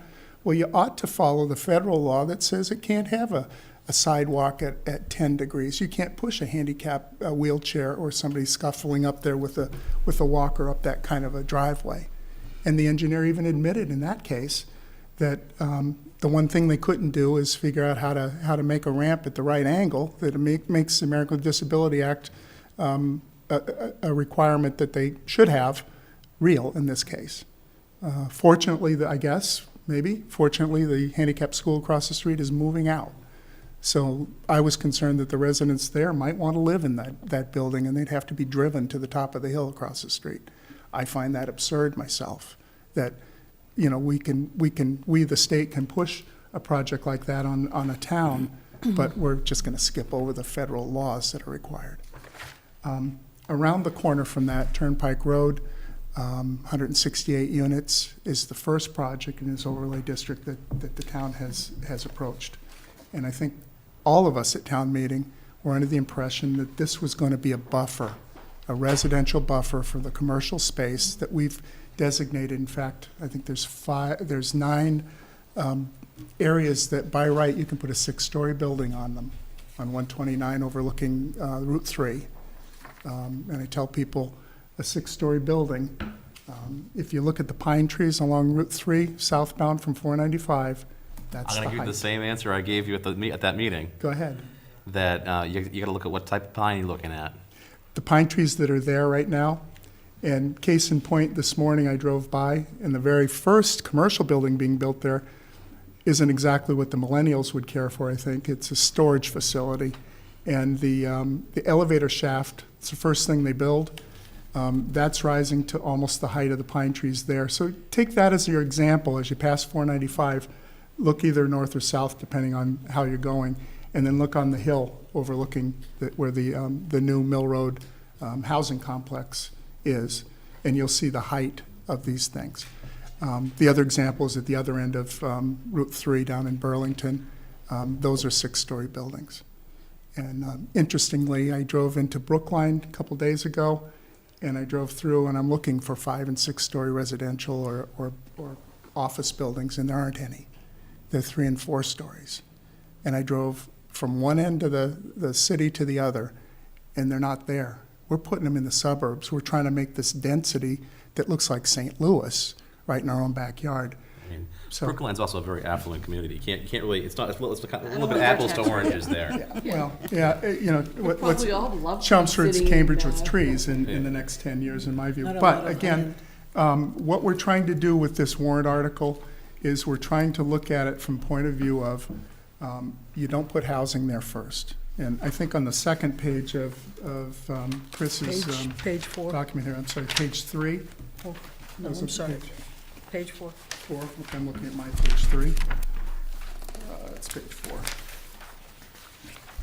4. There's a little matrix there. Now, this granted is a rough calculation. We use Stonegate as the base example. There are 62 units in Stonegate, about 14 acres, so the density there is about 4.5 units per acre, which is very close to the RM density of 4 units per acre, that we're which is the advocating in this maximum. warrant article. Right. This is what we're advocating for, Right. that size So density. at Stonegate right now, there are about 40 to 50 school-age children. So based on that, we came out with the ratio of 64.5% for 40 school-age children, 80.6%. Where did you get the 40 to 50? Did you found- From a resident in Stonegate. Oh, did you confirm this with, No, that's why I said rough calculation. Yeah, it's not a documented number. Okay. Okay. And we value the property based on his rough guesstimate as well. Just to get a rough ratio of how many kids do we really have in our town versus, records from 2016 that the superintendent was quoting on teacher costs the other day. This is real. It's practical numbers. So, And yeah, so the, But I'm just gonna say something here. Sure. I'm patently insulted that the idea of having school children in a town is a problem, because families drive economics. no. I'm just telling you flat out. I think Ryan knows me well It's enough absolutely to know. not a problem. It's just the opposite. We need. We need school children. That's right. We need families. However- It generates economy. Yes. It makes it a Yes, healthier, sure, happier sure. place Oh, to live. absolutely. However- So, presenting the argument of students being a burden to the community, I don't like it. I'm just It's telling you. distasteful. no, it's just supposed to That's my be personal prejudice, a but number continue. comparison, because any project is gonna impose a financial burden on the town. The difference is, if the bylaws and the town plans aren't followed, then there's an unnecessary financial burden placed upon the town. That was the only aspect for this. It is not saying we should not have school children in town. That's So- not it. So I guess I'm this, sorry, you go on, don't worry about me, I was just interjecting. No. my personal I opinion. just wanted to assure you that was never a thought. And Kathy, I have 5 kids that went through the system. My taxes, my entire life living in my house, will not approach $15,000 per year per child. In fact, the scary part for me was looking at this and saying, well, I used 5% special needs. Well, that's a very silly number, but it's a physical number. The disabled children born in the world is automatically 5%, not special ed. But we threw that number in here too. My special ed kid was very expensive to the town and to my family and to my wife today. The children, using that, just that as the basis, if you start with a 168-unit building, you add a 108-unit building up the hill here, and then I hear the superintendent come to you in the last meeting here and say, well, we're not even calculating the new Mill Road project, which has 108 units in this budget. I'm sorry, that building opens in May. And it's not in your budget? 1 kid? 2?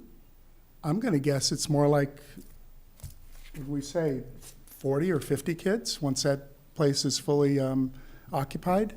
So in this school year, in this budget year, there will be children on top of the Mill Road project, and they will cost you $15,000 apiece. And I guess, thank Per God, year. per year. For 13 years. 100 kids cost $30 million, folks, to educate them in 13 years in our town at today's rate. so you're saying that there's no increased income to the town from anything? Oh, it's worse than that. Worse than that, okay. In this case, if using the numbers from Stonegate, rough, again, 40 to 50 kids, we're in a negative position for putting the housing project, 108 units on top of Mill Road, and we're also in a negative position for the new project assigned to Turnpike at 104 Turnpike Road. You need to do the commercial first. And if we start with the residential first, you probably better ought to look at it as a start with RM ratios rather than 19, or in one of the last planning board meetings, their Yeah, suggestion January was 24th. 30, January 24th, they suggested putting 30 or more residences per acre in our From town. projects from now on. So the point being is if this project was designed according to the 2011 Housing Production Plan, which also designated this parcel as a transitional location. Transitional location is a concept brought about in the 2010 Master Plan in order to deal with present conflicts, but also future conflicts, in order to prevent them, because it's recognized that the majority of the buildings in town are residential, with residential neighborhoods. And there is going to be conflict between the residential neighborhoods and commercial and industrial zones. So the master plan came up with this transitional zoning in order to deal with that, and the intent being because the master plan called for zoning requirements to focus on maintaining the existing residential neighborhoods. So this was a way to try to say, okay, we have these two things that there's a lot of friction between them. How can we come up with a reasonable way to transition from one to the other so that it's more respectful of the neighborhoods, but still consistent in being able to bring about more multifamily projects than the existing zoning bylaw allowed. So that was the point of it. Also, it was to be compatible in scale and aesthetic with the residential neighborhoods. Now, the point is to protect and preserve the residential neighborhoods in order to do that. So the RM standards call for a maximum height of 35 feet, and the maximum number of stories is 3. So residential neighborhood, single-family homes are either 1 or 2 stories. So you have this buffer zone. Yeah, I'm sorry. No, keep going. I was Okay. just wondering, I like, actually have a The buffer question. zone is the transitional location, transitional zoning, and then beyond that would be the commercial and industrial areas. And within the BAOD now, from Elf Road down to the Chelmsford Billerica line, they're going to allow 6 stories or more. But generally, it's 4 stories right now for the IA. So if I Did can- you, oh, No, go ahead. when you did this comparison to Stonegate, did you take into consideration any of the buildings on Littleton Road? No, we know somebody in Stonegate, so we asked him. That's not the point. The Yeah. point is that there are other buildings in town. No, I understand. That take the requirements, that are probably somewhat similar to this building. Well, right now, what is on Littleton Road are 40B projects, and Stonegate is a multifamily project in an RM, or residential multifamily zone. And the 104 Turnpike Road project is also a private project. So the idea is we're trying to compare private to private and not 40B to private. Well, I'm talking about an established, I can't remember the name of the build. Kensington? Kensington, Yeah, thank they you. they have 144 units. Okay, so. And it's a 40B. Maybe, but that's well-established, it's been in town for a long time. And so I would think that would be. Well, Stonegate's been around for 25 to 30 years. And it's Yeah, well-established. and the population, our demographics have completely changed at Stonegate. I live down the street. The kids used to go trick-or-treating in there, and the entire population has changed from 1 or 2, I'm going to say older family members, to young families. And I'm expecting this would be no different. And again, take a ride to the couple of back roads, 133 at 93, drive through there on a Sunday afternoon like I did. There's a lot of kids in those facilities, and we have to, not in a negative way, we have to consider that. They're not going to generate a tax revenue that's going to cover that building. Go ahead. To me, it's, to Kathy's, the kids and stuff like that, I don't disagree. But I do want to understand what you want to propose for a change. I mean, I'm not like necessarily. Yes, we're trying to give. I get the whole. Kind of get the Yeah, the background. I've seen 4 too, so I. Before we jump to that, I think, Elena, what you're trying to say is trying to compare apples to apples. Right. And this seems like it's been spurred by a certain couple of developments that are currently in the works or being before. Well, it's within the BAOD. That was the other reason for using The Stonegate. overlay is that district, it's right there. They're in the it's- overlay district. Right. So I guess what Elliot's trying to say is we have Kensington, and that is more like the projects that are being proposed, I guess, in that area rather than Stonegate. If you compare apples to apples, you look at the population of that building rather than the population of a Stonegate community, which is slightly different than what you're proposing, what you're discussing rather. Also, can I just ask about I know that the BOAID is part of why this is being brought forward. But the other part, I think, is because of the couple of projects that have been forward. You keep mentioning the planning board has decided to not follow the housing plan or not follow the zoning law. Have these been appealed? We tried. Yes, Through the court system, like they're supposed to be? Well, first, the ZBA rules and regulations allow a party in interest, which is a landowner, an abutter, a developer, or anybody living within 300 feet of the project to appeal a decision by an administrative officer or board in the town pertaining to the zoning bylaws.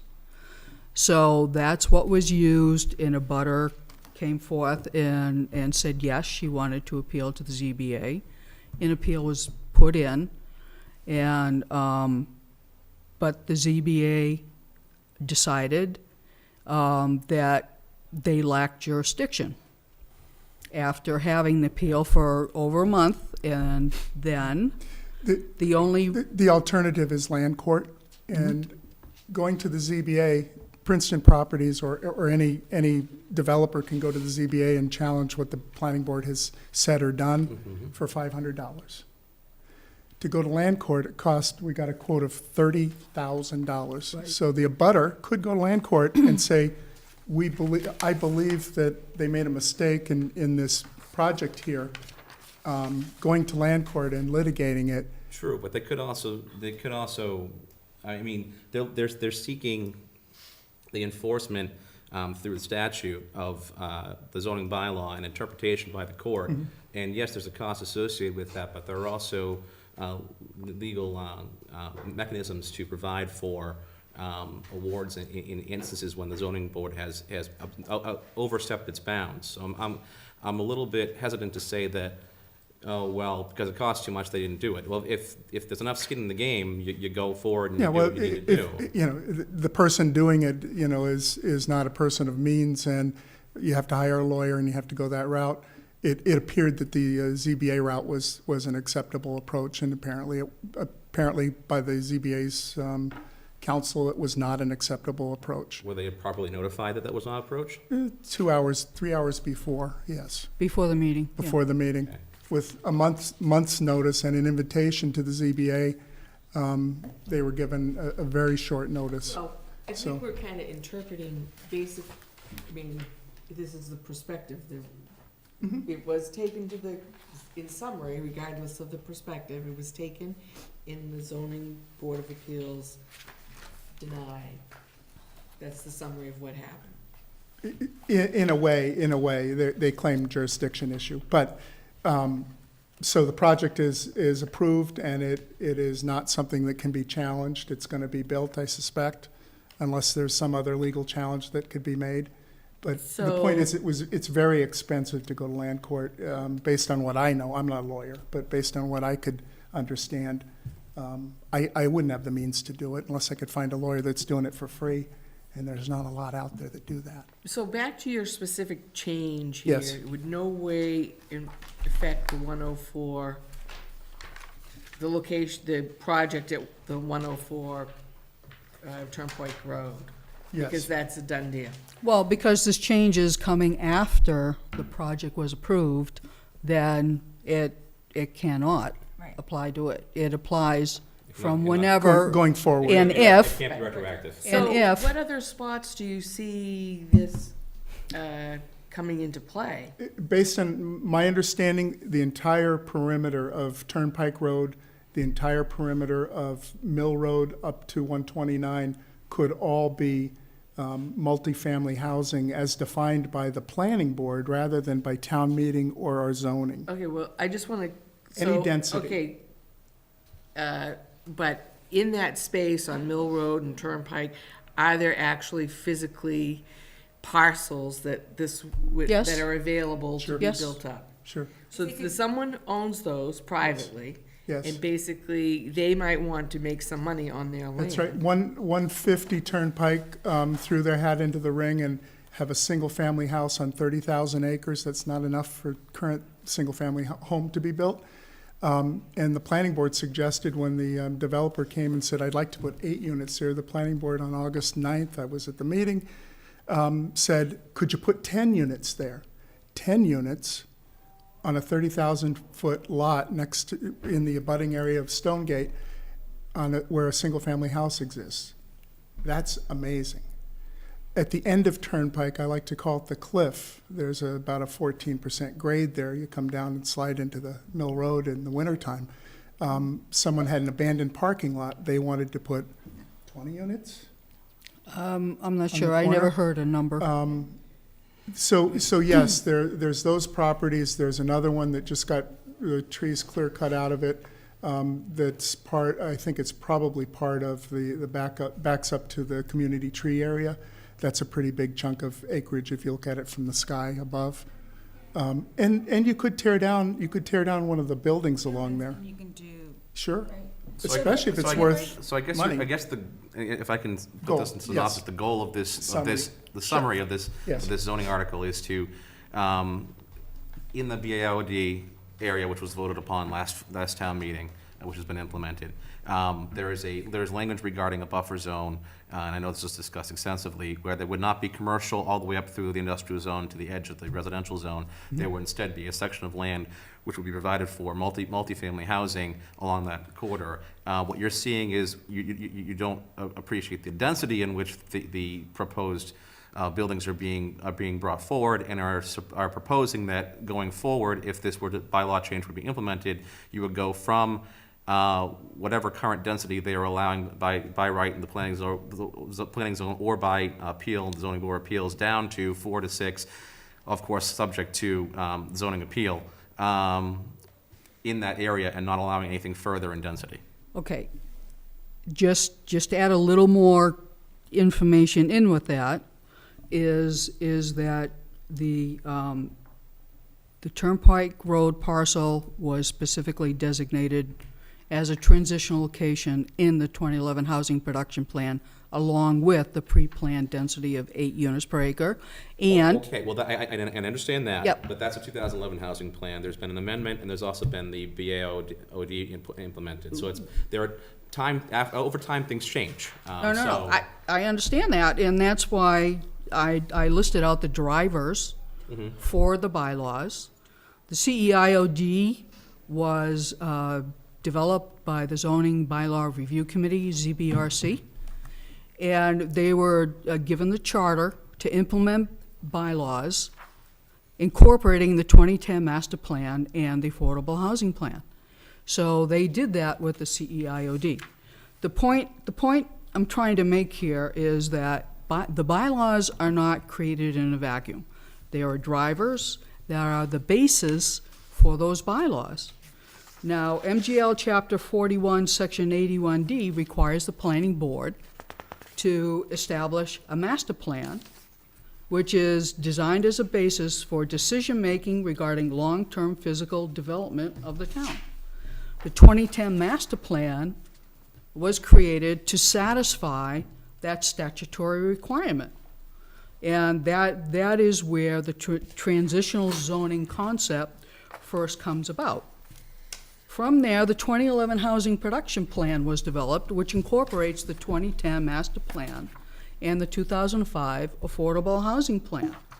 Now, that plan was developed by a committee. It's 103 pages long with appendices attached to it.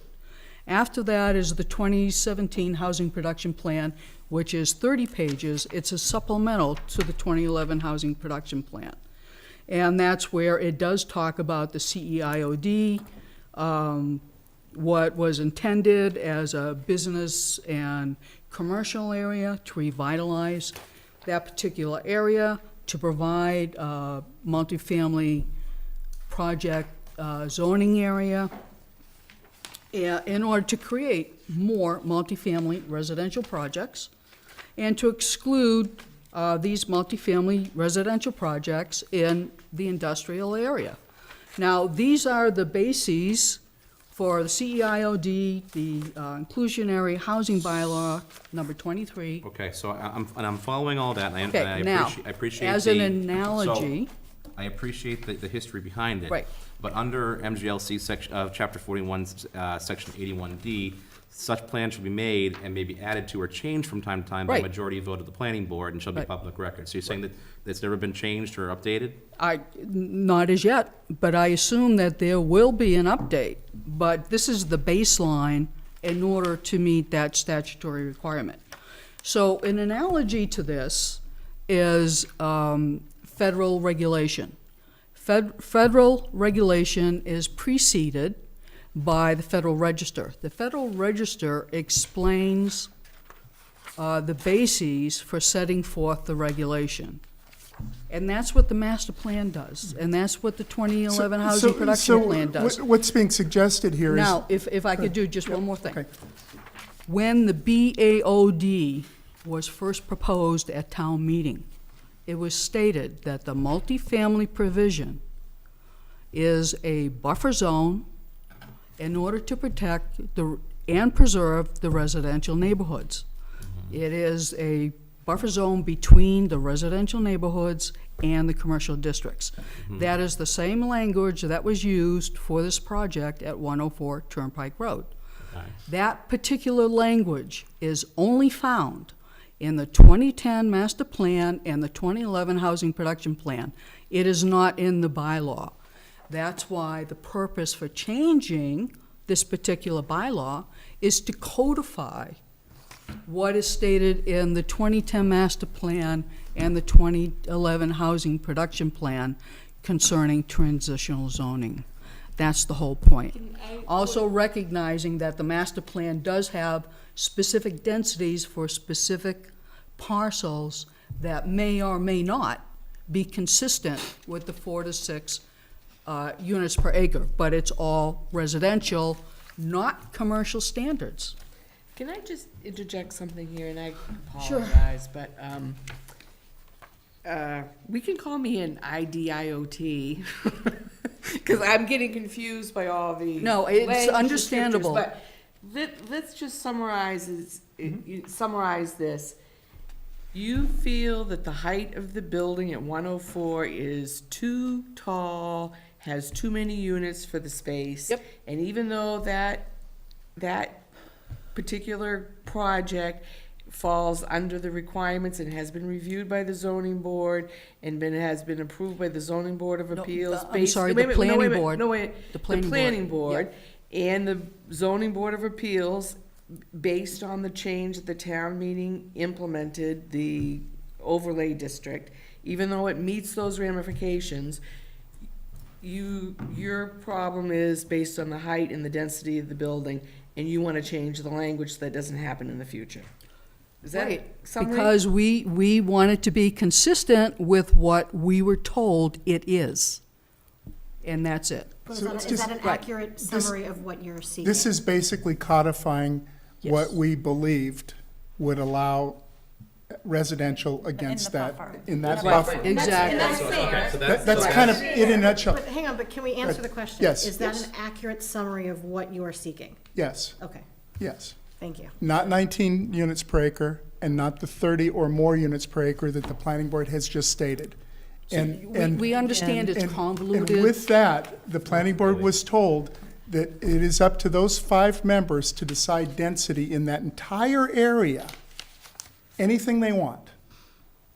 Okay? Which 5 members? The planning board itself. Because Yes. of the language, because That's why we have of, a planning board, but okay. right, because of all of our zoning throughout town, when you have residential zoning, Mm-hmm. your single-family house, somebody can't move next door, contact the planning board and say, I think I'll put a 20-unit building next door to you. No, they have to It's take a variance. zoned for, and it's documented that you can have certain number of units per acre. All we're saying is, Subject to appeal. all we're saying is that town meeting ought to be the one to decide density, not 5 members on a whim because somebody comes to them and says, I would like to put 30 units per I acre. think that's a little unfair, because they're an elected body. Well, they are, but all of our other zoning is codified, and all of our other zoning says exactly what Okay, so can be built on those In properties. sum, and density. you have a fundamental disagreement with what transitional zone, We have a fundamental disagreement of how it was done. how it's interpreted. How it being- was being interpreted, and I'm scared to death that 5 members and not 162 can change the zoning from plot to plot to plot. Will not change the zoning, but Change the density without any guidance from a document that says, here's the zoning you can do. I, Here's the density. So I Brian, can think we, ag- I'm sorry. no, go ahead. Can we, so we've gotten the background, Yes. the history of this, and we've gotten the law, and I think we all, we're pretty well aware of what's happening. Can you just walk us briefly through the actual wording change that you want? Because that's what the article is. Right. Correct? Okay, so, the current wording, Yes, includes the, page 2. yeah, I'm sorry, page 2.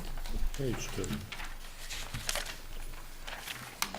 Got it. Includes this, instead of just saying multifamily, right now the bylaw says multifamily, parentheses, shall comply with Article 23, period.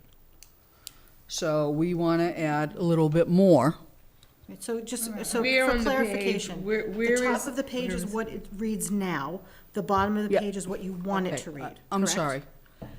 This is the word change to the bylaw, okay? The bylaw itself currently says, under C, the following use are permitted by special permit. Then it says 1, multifamily, then parentheses, shall comply with Article 23, period. That's what the current bylaw says. so that doesn't appear here. Right. I'm sorry, I should have included it. I Okay, I'm didn't s- think to include it. But so the top is what it reads now? Right. Correct. So the current wording that is proposed for changing the bylaw is, instead of just saying multifamily, put in there multifamily zone, and that is referenced from the 2011 Housing Production Plan, page 60. Right, so the word zone would be new. Right, I so- want to circle everything that's going to be. No, Sure. Amina. No, this, The current version of this bylaw does not appear on this page. that's correct. Right. Oh, okay. It's not here, it's But very there are simple. two different versions here. Right, Can you yeah, explain so- what the difference is? Explain Yeah, that. this is what's Okay. confusing me. So the current version had to be in January 2nd. And, Because it says current so wording at this the is, top. this is, This is the rewritten bylaw So top is, that had to be presented. Is- top is warrant article, and bottom is what you're. It's gonna be is amended. what, It's gonna be amended. is what Okay. we would like to Okay. change it So to if you're doing an from amendment, can we just input skip right down and to? over The time. amended. Yeah. Okay, Go to the amended part. there. okay. Okay. So the amended Look at the part, bottom part. Thank again, you. starts off with multifamily zone. And so everything here is practically new, except for shall comply with Article that. 23. Okay, transitional zone locations along Turnpike Road, Mill Road, and Billerica Road between residential neighborhoods and commercial districts. Now, that's the definition of what a transitional zone is from the master plan and with the 2011 Housing Production Plan. Shall be a multifamily zone and subject to residential multifamily dwelling district, which is designated as RM on the use regulation schedule and the dimensional requirements. Dimensional standards with a maximum multifamily zone density criteria of 4 to 6 units per acre. So that is what was from the 2011 Housing Production Plan. With a minimum lot size of, I scratched out 5 and put 3 acres.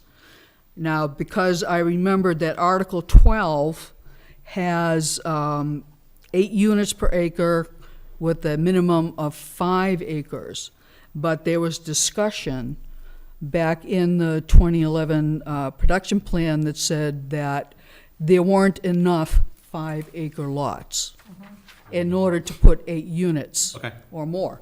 So the idea is okay, let's lessen that, but there should be some sort of minimum for 3 acres, and residential complementary and compatible design that blends with the residential neighborhoods shall apply. Again, calling forth the 2010 master plan, right, shall be subject to 2010 master plan, multifamily transitional zoning, and 2011 housing production plan, multifamily zone principles. Now, it's in those 2 documents that transitional zoning is described, what its intent is, and what it means, and shall be subject to Article 23 inclusionary housing bylaw. And then also changes to, for the commercial activity, for current and future is restricted to RM maximum height of 35 feet and maximum RM stories of 3 stories in this multifamily zone. Now, the purpose for that is to continue Right, with the with the- buffer yeah. zone and to make it a true buffer zone with any multifamily projects that go in there, and for any new commercial projects, because commercial projects still can go in that But area. It's not, you're driving down the road, you're at the house right there, and you see a 5-story building right in front of right, you, which is right. not, I don't think, So the the- intent of the- that Right, buffer. so right now, Story That's would correct. apply to like an apartment building as well.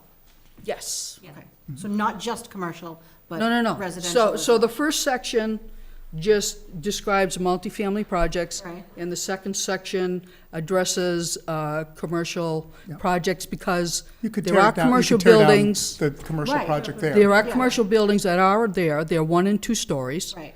And there is a possibility that either they may want to expand, Right. or there may be a new commercial project who's going to say, what's my maximum? What can I go up to? Do I really want to do this, or don't I? So the point is, everything is laid out, everybody knows what's what. Not only the planning board, but the developers and all the residents and abutters to any project. So they can go to this and say, oh, that's exactly what it says. All right. Again, attempting to prevent future conflicts. That's the whole point. Residents should not have to fight each and every project that comes along. That's what zoning is for. Zoning is supposed to provide assurance. And in this way, that will minimize the conflicts. It will stay within the intended buffer zone between the existing residential neighborhoods and the commercial districts that are decidedly more dense, higher buildings. And there's also going to be some intended, possibly, mixing commercial and residential, but in But in that- specifically in that area. that other area that's not in the buffer It zone. basically, it documents what. No, I what understand the- that. the property We is. have, Right. you lost not us for a just little a- while. So if The- I the can, history- make a recommendation for town meeting? Yeah, Sure. is Don't that- go into it. Avoid all that, Avoid all of that. all of it. What you Okay. just said was perfect. Okay, You talked about the wording of it, and then you talked briefly about Right. why. So Okay. so that it is clear for all residents. struggled Yeah. with how to present it easily and I think effortlessly. the problem and is that when you get into the history and the emotion of it, You don't people need, shut off. you don't need it. Yeah, okay. You don't need it. This is very well thought out. I Okay. don't think you In and of run into, itself. in itself, right? I don't think this is, at least when I remember them doing that buffer, this is kind of how I. We all did. Exactly. We all all did. did, right? Exactly. So I don't think. Yeah, there's a you're- residence that moved off of Littleton Road when that project was going in. They moved on to Turnpike, and they're quite surprised at what Yeah, happened. so I to mean, them. again, just kind of, I wouldn't get into the history or Okay. what's there, what's not, it's just. Okay. The Just legal. kind Because the more you get into 104 Turnpike, the more you're gonna lose people when they realize this isn't even gonna affect that. Okay. You know what I'm saying? So Okay. I think you should approach it exactly the way that you just Well- did. That Okay. this is the buffer we all thought we were gonna have, but it's not Okay. how it's worded. We wanna word it so it is. It what is, we and we're Okay. protecting the people, so. thought. Yeah, Okay. yeah. Thank you Oh very my much. God, I simple. appreciate it. Thank you. Thank you so much. And again, I need to emphasize that all the impact that you've provided, financial impact, et cetera, to me is not, Not relevant to the. well, you're not comparing apples and apples. Well, we were just trying to get a ratio of what are It we, doesn't what are we matter. talking If about, you do school that- children? But Yeah. if you do that, though, you need to Okay. have solid numbers that are, Okay. that are verifiable. Sure. And you need to have an apple-to-apple comparison rather than apple to orange. Okay. And I wouldn't go Kensington. down that road, because you're just Yeah. gonna, you'll Okay. just upset people who Yeah, are the gonna planning view- board did the same thing. We reflected the planning board. They came up with some statistics and presented them to the planning board meeting. We can't get that document. It's been refused to us to get the document that was presented. And we were told that the numbers aren't cogent and they don't work. Which one, from the builder? One No, of the that, planning that board was a meetings. document that led the planning board to all agree that from now on, the multifamily projects, they're gonna allow at 20 to 30 units per acre. Commercial standards, because the residential standards are It'd be too interesting to see it restrictive. because it I wasn't wouldn't public or- necessarily submit it at town meeting. I think it might muddy. No, the no, waters. Okay, just saying muddy the water. Just for- just It for was personal, interesting. right. Yeah. It was interesting, but it's not available, Right. and that was the basis for them switching from, I think it was a discussion on 19 units Well- per acre well, to no, 30 or more. There is So- more history. Briefly, the more history is Very briefly, after, Two sentences. is after the conflicts with the 104 Turnpike Road project and seeking an appeal process. The planning board chair said that he was going to work with Brian and myself and made a commitment to the Board of Selectmen in December to get together and to work out, hammer out the conflicts, to come up with a reasonable resolution in order to prevent future conflicts like this. However, that did not take place. They only met with us for a half hour at that point. And also what was stated is in December was they were going to put in their own revision to the BAOD multifamily provision for 8 units per acre residential multifamily standards. Then that was changed, that was also stated January 10th, then January 24th this year, that was changed to a maximum of 8 to 10 units per acre, RM standards, or more with a special permit. And then because of this listing and the 20 to 30 units per acre with commercial standards, the planning board decided to not pursue their own change to the No, a counter BAOD to- a counter multifamily to this- provision. The counter to this warrant article. Has was- the warrant was- article been pulled, Paul? No, it's They, still, they it's still there, didn't but even pursue it they at just that, kind of left it on the board. It could come back. they didn't pursue So a density So there currently is a planning board article, It's, for the C, There's a for the placeholder. CE IOD. yeah, there's a placeholder. Which on February 14th, they said they're going to pursue in order to change the language in the CEIOD to allow multifamily projects in the IA, because right now, the bylaws say, the CEIOD says, multifamily projects are prohibited from the IA. The use regulation schedule also says that multifamily projects are prohibited from the IA. In addition to that, the zoning bylaw review committee said that when it devised the CEIOD, that multifamily projects are excluded from the IA, as well as single-family and two-family homes. So kind of bottom line is In that order to that create language multifamily- does need to be changed. Otherwise, what they've already done is not cogent with the zoning bylaws But that as far as defeats the attracting- purpose of the ZBRC, who was okay, well, let's chartered. not. Yeah, let's don't Yeah. go, not- don't go yeah, too that far to outline. there. Don't go too far to there. So We've got a whole bunch more still to get to. Yeah, we've got some other. So, presentations. okay, all right, that, so,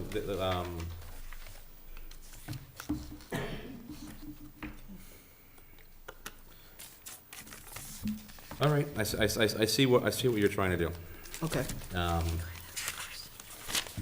In a nutshell, limit it and document it, not just leave it wide open. Yeah. Infinite, Right. can do whatever I want. Could do Japanese hotbeds, 1,000 units You- per We acre. don't need to spend a whole night on I this. need to No. ask a question, Yeah. but I just want a yes or no answer, not even sentences. Did you guys consult with a lawyer for your wording?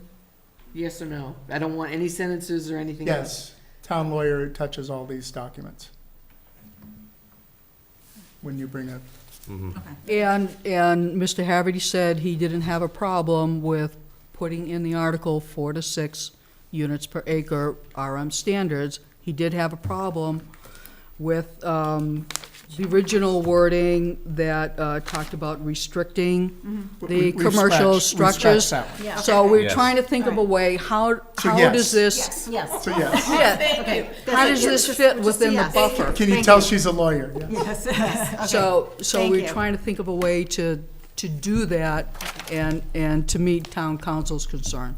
All right, thank you. So there may be further adjustment to this amendment, is what you're saying? Could be, town meeting can certainly adjust and they may change Yep. wording. But this is what we intend to do at the forefront, and. With less um, discussion. This group is, Right. this group is highly technical and the background was very important to at least get out on the table. No, I appreciate it, but I was just, I apologize for all the language and the acronyms and all, but no, that's okay. all But I these wanted to get to a documents that the summary at some point. town meeting and all these committees have performed should be looked at by our committees and understood very well. And it's distressing that we go and say, we don't have to do that. We've got this new zoning bylaw, boom. But I still think a lot of precedent has been established by a lot of the buildings on Littleton Road. You should take more of a look Again, into those are that. 40Bs in particular, and what we're This talking is about commercial. is The private. 40B law was But changed here's- so we I can think- use rentals in a It doesn't 40B matter, file. there's precedent. kind of bringing The this up, fire laws were changed just because of that. summarizing, Yeah, it's an we easier got it. sell. We got it. Yeah. And all this other All their stuff will be, It'll just turn people Just- off and then, Yeah. yeah. I know. And then we'll be on 5 nights of town meeting. yeah. Well, the point was try to show that what we're proposing is not different Right, than from right. what is we all in the get that, town yeah. documents. It's consistent, so And it's we're, what everyone thinks is already there. There. exactly. That's Yeah, sort of, you I- gotta push that issue. Like I said, I- Like in that as sense, soon as they right? clear This is cut that Pine consistent. Grove, people Okay. understand what is coming Right. and they're not gonna be happy. Right. Yeah. Especially if you do the math and the number of children per unit. Well, again, let's, But don't- I think we've already talked about that. Yeah, I was told, previous Board of Appeals meetings, that talking about school issues, ZBA is not allowed to, you're not allowed well, to actually, consider it's actually against federal law. It's against fair housing. talking about. Well, not talking about it, but bringing those issues as part of a financial impact.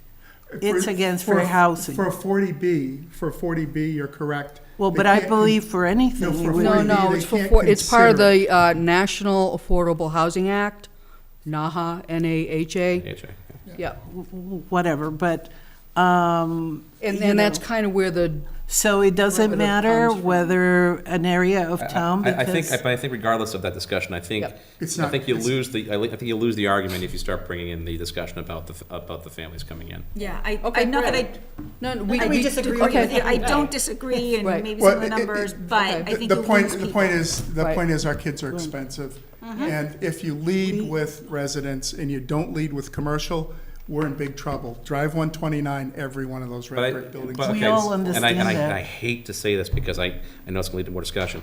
But I think the discussion, and I was involved in a lot of that discussion on the overlay district, is that a lot of the commercial is based upon the ability to have the residential right there and ready to go to support the commercial on non-business hours and on weekends. And so, so the part of the design, initially, there was not going to be any multifamily housing in that overlay district, and the discussion was, no, we need to have multifamily housing in the district, because if we don't, it's not going to attract the commercial businesses that we are ultimately looking to bring into the area.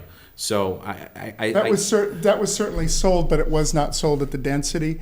And if you look at Andover, Andover got that concept tossed out. Dascom Road in Andover, using digital for a over 55 project.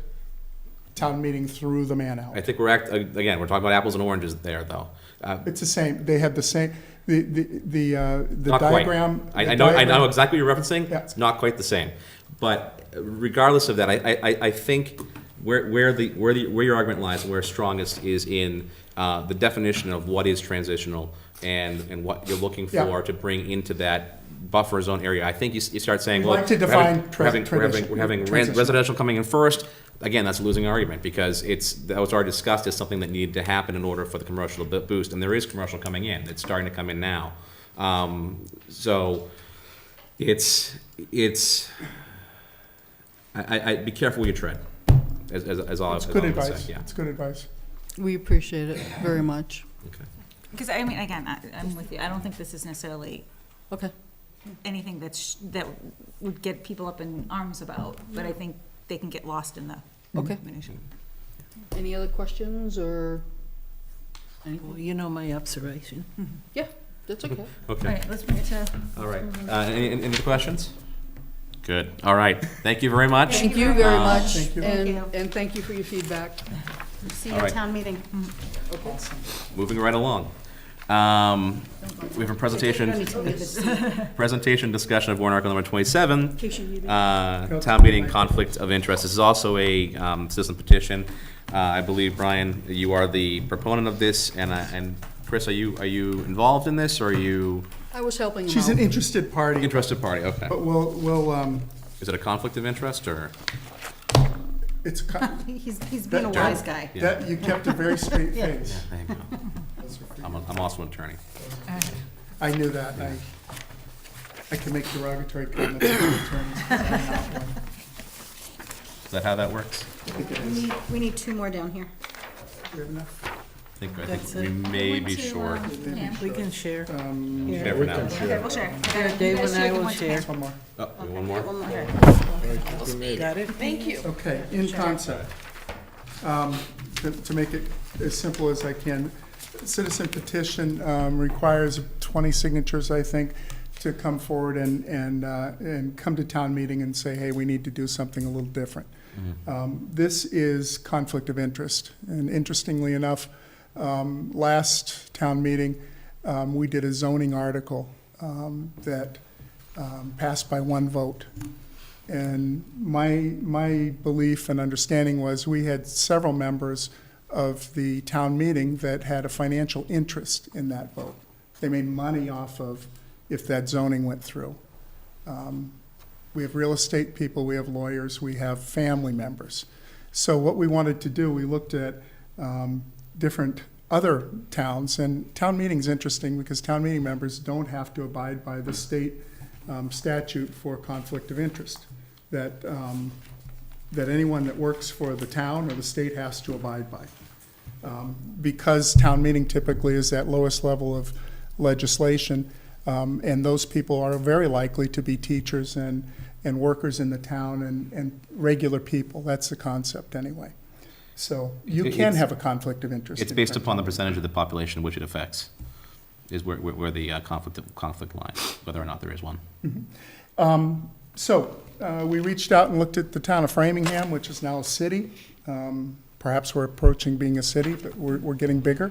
Town of Framingham had a statute, and we copied that verbatim and presented it as the same idea to avoid the conflict of interest that I felt I saw in that particular case. One vote made the zoning change in this area off Mill Road. And this has to be presented to our town attorney, which it was, and he said, well, this is no good here, here, and here, and it wouldn't pass the Attorney General, but actually it already did. It was law in the town of Framingham, but. Can I ask you which Yes. parts he struck, and did you strike those? We changed quite a lot. You yeah, did, we okay. changed quite a lot. Might have been because this was put in a long time ago. What other towns have something like this? I'm not certain. Is it just Framingham, or? Framingham isn't a town anymore. It's a city when they now. were, It's a yeah, city yeah. now. So I guess this is probably null and void. Yeah. It's not, well, yeah. City and town is not based upon population, it's based upon form of government. Definitions and enforcement specifically. Yeah, I'm not aware of all the towns that have it, but it's basically, my view of it was, we ought to be careful, we ought to be transparent. And if you look at one of the challenges that our attorney said was, you know what, If you flipped a vote after town meeting, that's a problem. If somebody voted on as a town meeting member, on something that we found out later they had a personal financial interest in, you can't really go back to town meeting because it's already law. It's already a bylaw or whatever. It's too late, you've caused damages. So the reporting requirement and the resolution at the end, it's an honorary self-enforcing system. You basically are required to do a public apology and come back and tell the people at Chelmsford, hey, I had a financial interest in this. I made $20,000 in this real estate transaction. I should have said it before I voted. And so So this is more of an honor system thing? it's more of an honor system thing, but it recognizes that we need to look at our ethics at a town meeting. We're a republic here. We represent each precinct, and we ought to be telling people, hey, I have a financial interest in this. I'm a real estate agent for this. Here's one of my problems right away with this, is the publication and copies of conflict of interest stating what the conflict of interest is, 30 minutes at town meeting. Usually when there's a conflict of interest, especially if there's an attorney-client privilege, the conflict of interest cannot be disclosed. And so you're asking an attorney who may have an interest in something to disclose that they have an interest in who the interest, or what the interest is, and that's an issue. Could they just excuse themselves in They can certainly abstain and not state why, but to make it a requirement that that it's published is a real concern of mine. Okay, so maybe work on that part of it and Yeah, Why does it have to be public? Why can't you just abstain? I don't think I don't think it's a problem that you can. I mean, and we have that right now, abstaining. I think your concern is that people aren't abstaining when they should be abstaining. And I don't know how, I don't think this will change well, that. planning board, if they have a personal interest in the particular property that's being discussed, they admit it, they stand up and they walk out of the room. Right. Yeah. right, What- most what- people do, I would like to think most people will do that. All we're saying is we need to have some mechanism at town meeting to recognize that as well, after what I saw. So people do abstain from votes. So I guess This formalizes it and says you have to. So let me ask you a question on this. But there are no Or- consequences. Yeah, there are no real consequences. All you're saying is they have to apologize. here's a tiger with no teeth. I mean, Yeah. what's the point of it if there are no consequences? There are consequences. What are they? The consequences are Public you weren't humiliation. transparent. Yeah, You weren't Yeah, I think that's what it's transparent, and saying. it is a consequence. It's simply a way of saying, you know, when I get up at town meeting and it says 5 minutes, I can't go 10 minutes. Well, doesn't that So- exist now, de facto? It I mean, should. somebody can find out afterwards that they had a public It interest. should, and then it goes What's the on, it difference? goes on Twitter and social media and the rest. Brian, let me ask you That's something. kind of the same. What's the difference? Yeah, so kind of to what Dave is saying, so let's say this passes. How would this prevent what you believe happened at the vote at the last town meeting? How would it prevent it? I would expect that the folks that live in that precinct would go, Brian Latina had a personal interest in that rezoning. He made $20,000, really? I'm not electing him again this time. But that, but isn't, that already happened. That would already happen. That's, again, No, because it's kind of behind the scenes and not something that's But how would it be, seen. But how would it be forefront now? somebody Because still has to. I'm required to tell the moderator that I have an interest in but if Article someone's 26. not gonna tell it anyways, right? If their intent is not to say Right, something. if they're not gonna abstain on their own. Right. Then that person is not gonna go up and say that. Sure they will. They know that they have an interest in the property, and you have three families. At one point, we had one family at 4% of the vote in town meeting. You need to understand. I know. I think I know what you're referencing, and I'm not going to use any names. But I actually spoke with a couple individuals, and I believe that individual you're referencing actually contacted the state to see if there was a conflict of interest, And which there's they not. said there was not. No, there's not. Town meeting, you can. So in that instance, there's no conflict of interest, and therefore, if there's no conflict of interest. Town meeting does not have a Well, conflict of interest and requirement. So you're All I'm saying is that I you would like want to impose a conflict of interest. I would like to impose So you want to notice you want to add further conflicts to what already does. No, I just want to add notice. I want transparency. But it's not a conflict of interest. So you're creating a conflict of interest. It by is state. it is a conflict of interest. Not if it. Well, no. Not you in a just said it legal wasn't. sense, in an ethical sense. But no, it's a state ethics board, so they contact, if you contact the state ethics board for a conflict of interest, that's the governing body as to whether or not there's a conflict of interest for the types of situations dealing with both boards and town committees and You're stuff like that. absolutely correct. There's And so- statute that says what the Exactly. conflict And we is, are all yes. required to do our conflict of interest training, we're required to review the statutes every 2 years. Yes. I did mine. Thank you. Make sure you get Me the too. certificate to the I town. did. I did, Yeah, yep. thank you. What I see here is there is no current conflict of interest, and you're saying that there should be a conflict of interest, and you want there to be a conflict of interest so that that person does have to now abstain. No, he's saying they don't have to abstain, they have to tell everybody. You have to tell it, you have to, if So you it's a public abstain. shaming, is what it is. If you No, abstain. But no, if no, it's- someone, but here's my problem with this, Brian, is that the people we're talking about are the people who are not going to abstain on their own. Oh. So if they're not going to abstain on their own and do the right thing without this, they're definitely Definitely not not going to go up gonna to do John Carlin and tell them that they have a conflict of interest.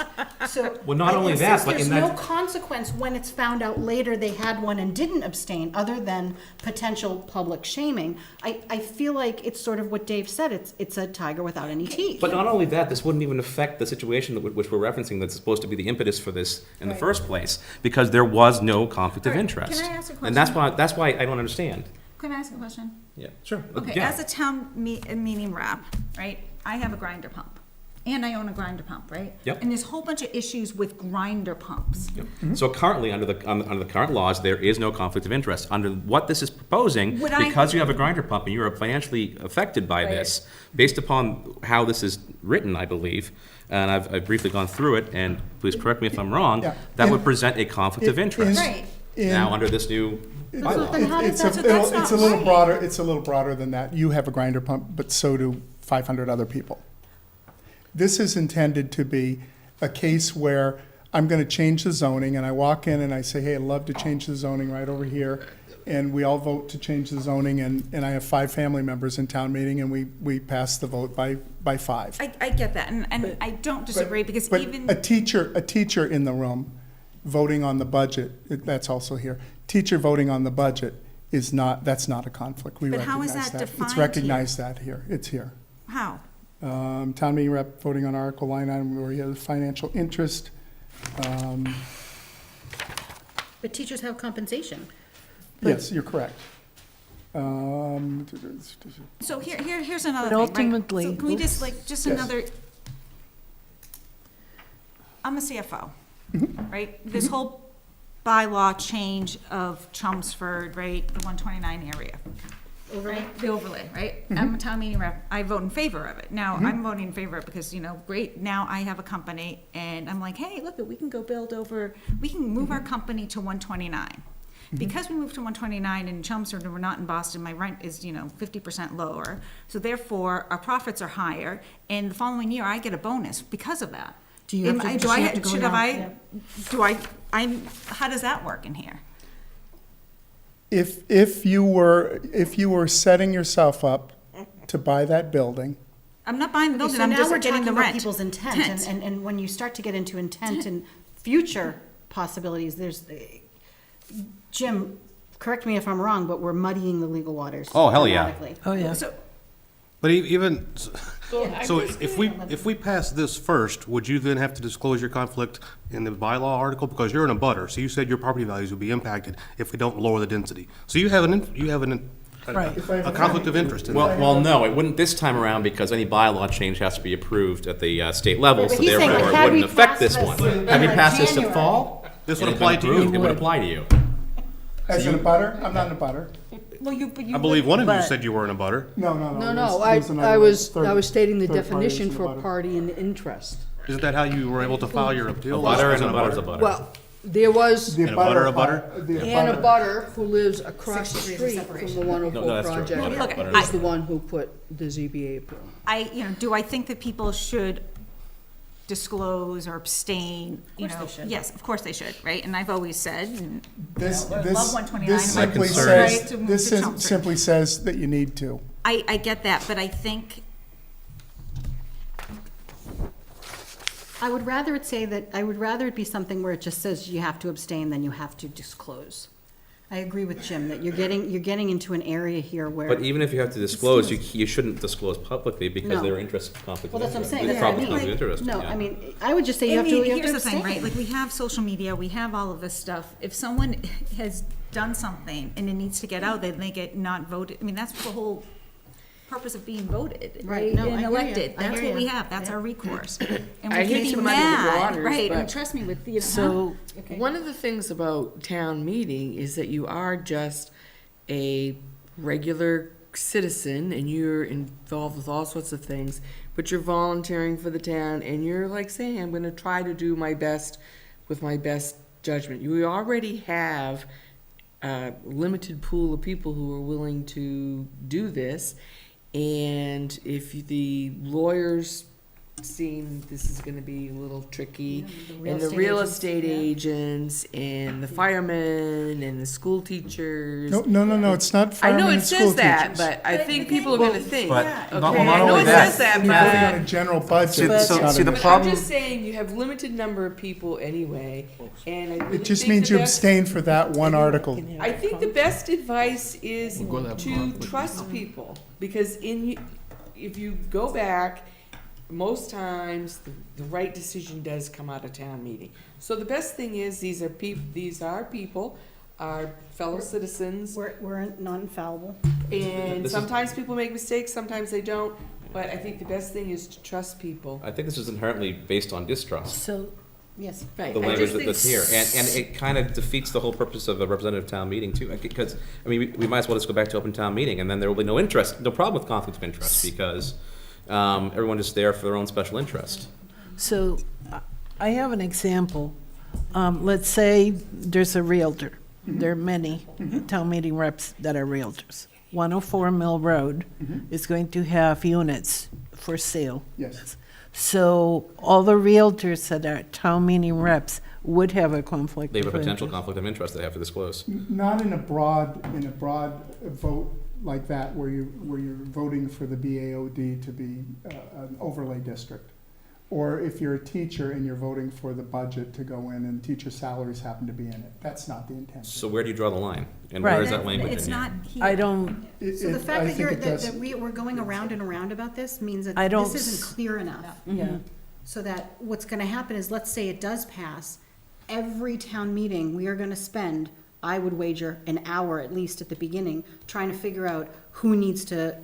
Abstain from Right, one. but then think about the financial implications and the opportunity cost of people having to I get mean, what about me involved. voting on something, like if they decide to move more money into the sped budget? I have a kid on an IEP. No, nothing in this section shall prohibit a town meeting representative from voting on an overall budget appropriation for his or her department, that's line C there, or business or organization despite the inclusion of the line item where there is such a conflict, or participating in a consideration of articles involving determination of general policy where the interest of the town meeting rep or his immediate family members is shared with a substantial segment of the population of the town. It's the same today, except that when you get more defined and you get down to a level of, me putting an article in where I have a benefit personally or my business benefit, I'll know that. So is You know it this, when you see it. Brian, is this overreaching government regulation?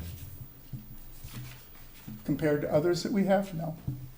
This is just saying we need to be transparent in town meeting, just like we should be in our own business world. I think you're better off saying that, calling someone to the carpet during Than town than meening putting than Yeah, quite doing this. I frankly, think We it'd be can't more name effective. people at town You meeting can't. anymore, you're not allowed to. You're not allowed to name it, but then you can Put that article in. I say that makes for interesting TV.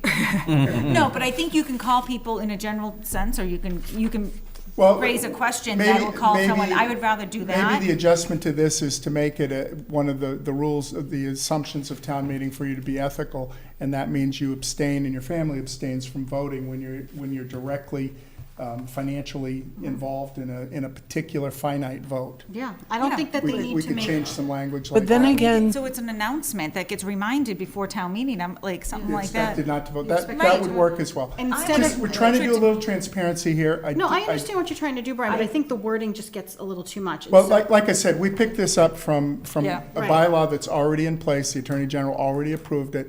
it's been in action. Well, Right, it's but no longer, framing it's it no as longer in Chelmsford, place. you know, 'cause Well, they- only because they turned into a city, but it's But not they're something also- that was denied. It's and also a it's very, something- when it was a town, it was a very different town than ours, Hmm. you know, and they were, you know, numbers-wise, I believe, much bigger. They are. Oh, yeah. So, Double. you're I right, would- double. So I- for me, I just look at it like, you know, A I know reminder there's still before a lot town of people, meeting but I still will consider go us a a small lot town. farther And than we have this a will. small town feel where we all know each other to a certain degree. It's getting bigger. It is getting bigger, but for the time being, you know, that there needs to be some trust of your neighbor. And I'm okay with putting something in that says, like Anita said, an announcement at the beginning to remind everyone, if you have a financial stake in this, you and your family cannot vote on it, just abstain. There's no need to have public, what did it say? Public, you know, Shaming. publicly declaration, that there's a conflict of interest. And then maybe there, you know, needs to be an actual repercussion for someone who doesn't abstain, and then it's found out later that they didn't, right? I mean, maybe they lose their seat automatically. Well, or they can't like I said, rerun in the our next attorney election. said that he had a Can't do that. problem Yeah. with having something like that. And when he because says you are- our attorney, he means town attorney, the Town town attorney. council. Yeah, No, town- but again, town I council. think like calling someone, throwing it out like here. you're in debate. No, this you is all never- good feedback. Jim, what happens if one of us violates conflict of interest? We're subject to discipline, Right, in which case we can be removed, we can also be removed by our appointing party, but also be fined. right. So if we're, as. But we're a if- committee, we're No, I not, understand that, but if town meeting as a body decides they want to have wording about a conflict of interest, they want to create a conflict of interest rule for town meeting, could they then, as a body, implement a disciplinary measure? technically, yes. I mean, I'm not saying remove someone from their seat, but maybe I don't know what, to be quite frank, but. And it's subject to the attorney general's approval. Right. Right. You know, I'm just saying, It'll never I agree with David that if we're gonna do something, and while I don't agree with the required public, you know, expression that you have a conflict of interest, other than just But you abstaining. you there agree needs to be- you should abstain if you have a I personal interest. totally agree. And you you should know what abstain. your personal Listen, interest I is. abstain here all the time, but I agree with Dave that there needs to be a real consequence, otherwise this Right. isn't worth the Well, paper I it's mean, written on. and there is in those, in many people's who have, many people, and many, I think this is geared toward professionals that have a conflict of interest. The ramifications are on their own personal lives. I mean, I have a license I want to protect. Well, the lawyers, yeah, I mean, the people like a lawyer or a real estate agent or an accountant, yes. But if it's someone where there's just a personal financial, you know. I think that's a lot, that's fewer and far between. I think this is to I mean, there's a address, business person, they I don't think this have, is they to don't have a address license. those with licenses. I think that's But- where this is targeted. And I know personally, I spend a lot of time and money and effort into, So maybe the disciplinary action is it that, comes from the personal side of it. well, maybe that's the disciplinary action then, is that, they put in there that the consequence is. We can't put that in there, though. I mean, Yeah. it's, Well, I mean, well, that's what I'm saying, is if we don't have consequences, I don't see the point in putting this in. 'Cause Also- it's the same thing that as what we consequence have now. already exists. Yeah. I would also like to I just have- add, I think this is a burden of a town clerk too. She's Yeah. got, the Yeah. town clerk's gotta keep these documents, photocopy them, put them out. So it's a, It's a I financial. strongly there's a financial believe, concern. I know, I just think people, in general, they're gonna do the right thing. And, yeah, and I think being reminded, having some sort of reminder. Doesn't hurt. Okay. And then Ellen has a question or a statement. No, I just have a statement, like, I even take issue with having an entire family not vote, because just because it's a family doesn't mean that they think equally. Well, I think that where this language came from was actually from the conflict of interest law as it pertains to committees. Because under the conflict of interest of law, for our committee at least, and for any town employee, it's direct and immediate family, which includes brothers, sisters, children, and parents, and in-laws. I've been So, on several boards and I have a conflict of interest. Right, but that every doesn't year, mean it's so- right either. in family. Well, just saying. Right, but I'm like, that's, It- that may it's a not be right for standard. town meeting, is It's what an you're ethical- saying, right, and I it's- agree. right. It's an Because ethical and in-laws and enforced standard in the parents. business always world, agree it with you. certainly is in Yeah. Robert's rules, and it's That's something fine, that at that's these fine. levels.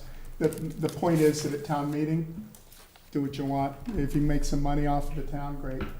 If you put a warrant article in and you can make some money and nobody knows, it's fine. But this is the same thing, though. This is the same thing, is because they have to, you're saying that you have to report it, but if these are people aren't abstaining, they're not gonna report it. The kind of people that would be that underhanded at town meeting aren't gonna report it. Right. So I don't And you'd understand. never know that they Until had the somebody interest found out- in right, an that's- article they brought forward, or had a personal Right. interest in No, one you that they were wouldn't. standing up and talking Or you about. challenge them You during know. town meeting. You find out about it. you with- find out But about if it, you, then- if then you know you- already, then you then put it out it's there already, publicly. No, you Yeah. find out after typically. Right, but I'm saying is But these, this these people wouldn't aren't gonna affect- do anything. Yes, well, it does. If found out after, you have the option to come to town meeting and say, apologize, I had an interest in it. but again, it's an option. I mean, Yeah. so I don't know. And I don't think that person would do that, to be Do we have any honest other with you. questions No, about the I article? think the way it is right now works fine.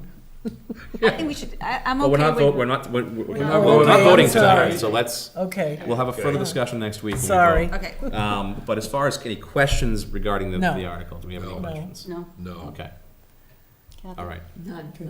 Good. Thank you very much. Thank you.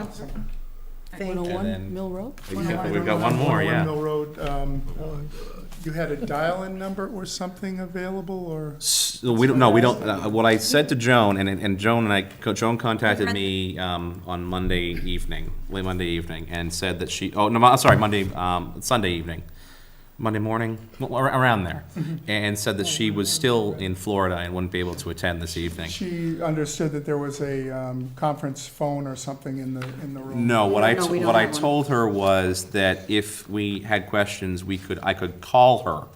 But if we did that, I'd have to put her on speakerphone, and it would be over the, it would be recorded and everything like that. I did not tell her we had a conference call. I said if we had questions, we would certainly reach out to her, and propose those questions. I misunderstood Yeah. that, even talking to her today. She thought there was a conference phone available. A lot of this is her project. Let me try to give you a snapshot. We have the letter, right, that you sent out? We Yep. have the document. So did she give you a copy of the document that she sent to me? She gave me one, I believe I have. Okay, we've- because I've dispersed, Yeah, we've I do, all- and I've sent we've this all to read everybody it. on the Read committee. it, Yep. I read it, did you? Yes, me too. So I emailed this out to everyone to take a look at. Prior to the meeting. Yeah. Yeah, so what I told her is if we did have questions for you by telephone. very thorough. They may not come It was until very 8:30, 9:30. If we do call, you'll be placed on a speakerphone, and you'll be simultaneously live broadcast on our local She gave television. you something like that? That's Yes, exactly what she exactly. Exactly what about she 9 did, yep. pages. About 9 pages, she emailed it to me, yes. I don't know if you have. You have an extra copy? Unfortunately, I don't. Okay, I can pull it up off of this. Yeah, I did email it to you, though. She'd be able to pull it up, yeah. Right out of here if I Yeah. have it. And she gave me a phone number to dial. Yep, I have it too if we have questions, yeah. All right. Okay, I'll try to summarize what I understand her discussion would be. Okay, and then I'll clarify, because I think I understand where she's going with it, Okay. but I'll let you, Okay, this is your article. it's my article. Yep. Okay. We've all probably gotten tired of 101 Mill Road. It's only been in town about 350 some odd years, 1655, I think. Joan Paley and her sister lived in the property, in that house, and next door, I believe, I want to say 107 Mill Road. And after the town meeting chartered committee dissolved, she came to the attention of some of us and was very interested in looking at preserving this property that the town owns. Kind of late to the game. She had a lot more pictures and a lot more information about the property than the committee had at our hand. And this document is hers. She is a writer and illustrator. There's actually a picture on the second page of Joan when she was 5 years old. And yes, we've been concerned about people falling into the waterfall on the other side of the Mill Road, and she, as that age, actually slipped down the face of that and ended up in the water, and somebody rescued her. So there's a fence around it now. So the property itself, she tells me, was a stagecoach stop, which would call it an inn back in the day. This property, I think you've heard me talk about it. The house itself just celebrated its bicentennial a couple of years ago. It's rather unique. It has been converted into somewhat of an office building. It has drop ceilings. This building doesn't have them, and it has therefore has some protection of the original ceilings in that older building, and it has wood panels that if you pull them off has some of the original sections in the house. And she's looking at it and believes that it could make a nice little inn and a historic place for Sam Adams and his background and documentation to be placed in our town. This property was 650 acres at one point in time, deeded through the town to Sam Adams. And the Sam Adams we're talking about was 100 years prior to the Sam Adams that makes beer. And he is one of the ancestors of two of our presidents, John Quincy Adams and the other one. And I don't mean to cut you short, Brian, but I think we've all received the history of this multiple times. We have a pretty rich history in town. There's lots of books. The area is pretty rich as well. These people were the founders of our country, and her belief is taking a vote and allowing her to pursue renovating the property, finding an innkeeper, and basically holding on to this property until our discussion today was until October town meeting. Just hold it on a little bit longer while she's able to do some research, possibly get some grants, and or find a buyer that would make it into an inn rather than just hand it over to the next person that has enough money to buy the thing. Her interest is to take this article and have town agree that, yeah, it might make a nice inn. We might be able to attract people that are moving into our overlay district to come and stay for a night or two and listen and learn about the Adams family and their prodigy from our history books and be in the house itself. So, Based on her, I'm sorry. Yes. So, Go ahead. So correct me if I'm wrong, but I think the gist of this is that the ideal situation would be to postpone any sale of the property, to take it off the market. I know the language is just approved, Glenn, for the restriction, or the covenant rather, not the restriction, to take it off the market. And I think it currently is being held until after town meeting in deference to this article, but to push it further to October to give the current, Ms. Paley rather, the ability to either find a buyer or to somehow find the funding to allow this to be an inn. But I believe in the document also said for the town to maintain the possession of it and run it as an inn.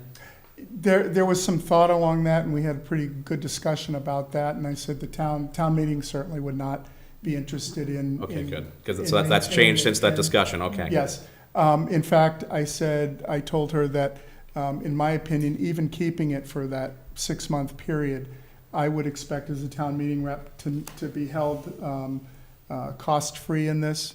And I said, if you could find a buyer between now and April town meeting, we might consider, her proposal as a neat asset to the town, and maybe we could look at that as a, possibility of getting the special permit necessary to make a boarding house. So in sum, she's trying to find the way to either have a person buy or to fund and buy herself potentially, I guess. Yes, renovate back to 100 years ago. To do the various work that's listed in this document. And That's right. There's some work listed in this document that needs to be done to the property, and I think we're all very well aware of that too. And to allow the use, and I think the use is already allowable in this under this zoning as an inn.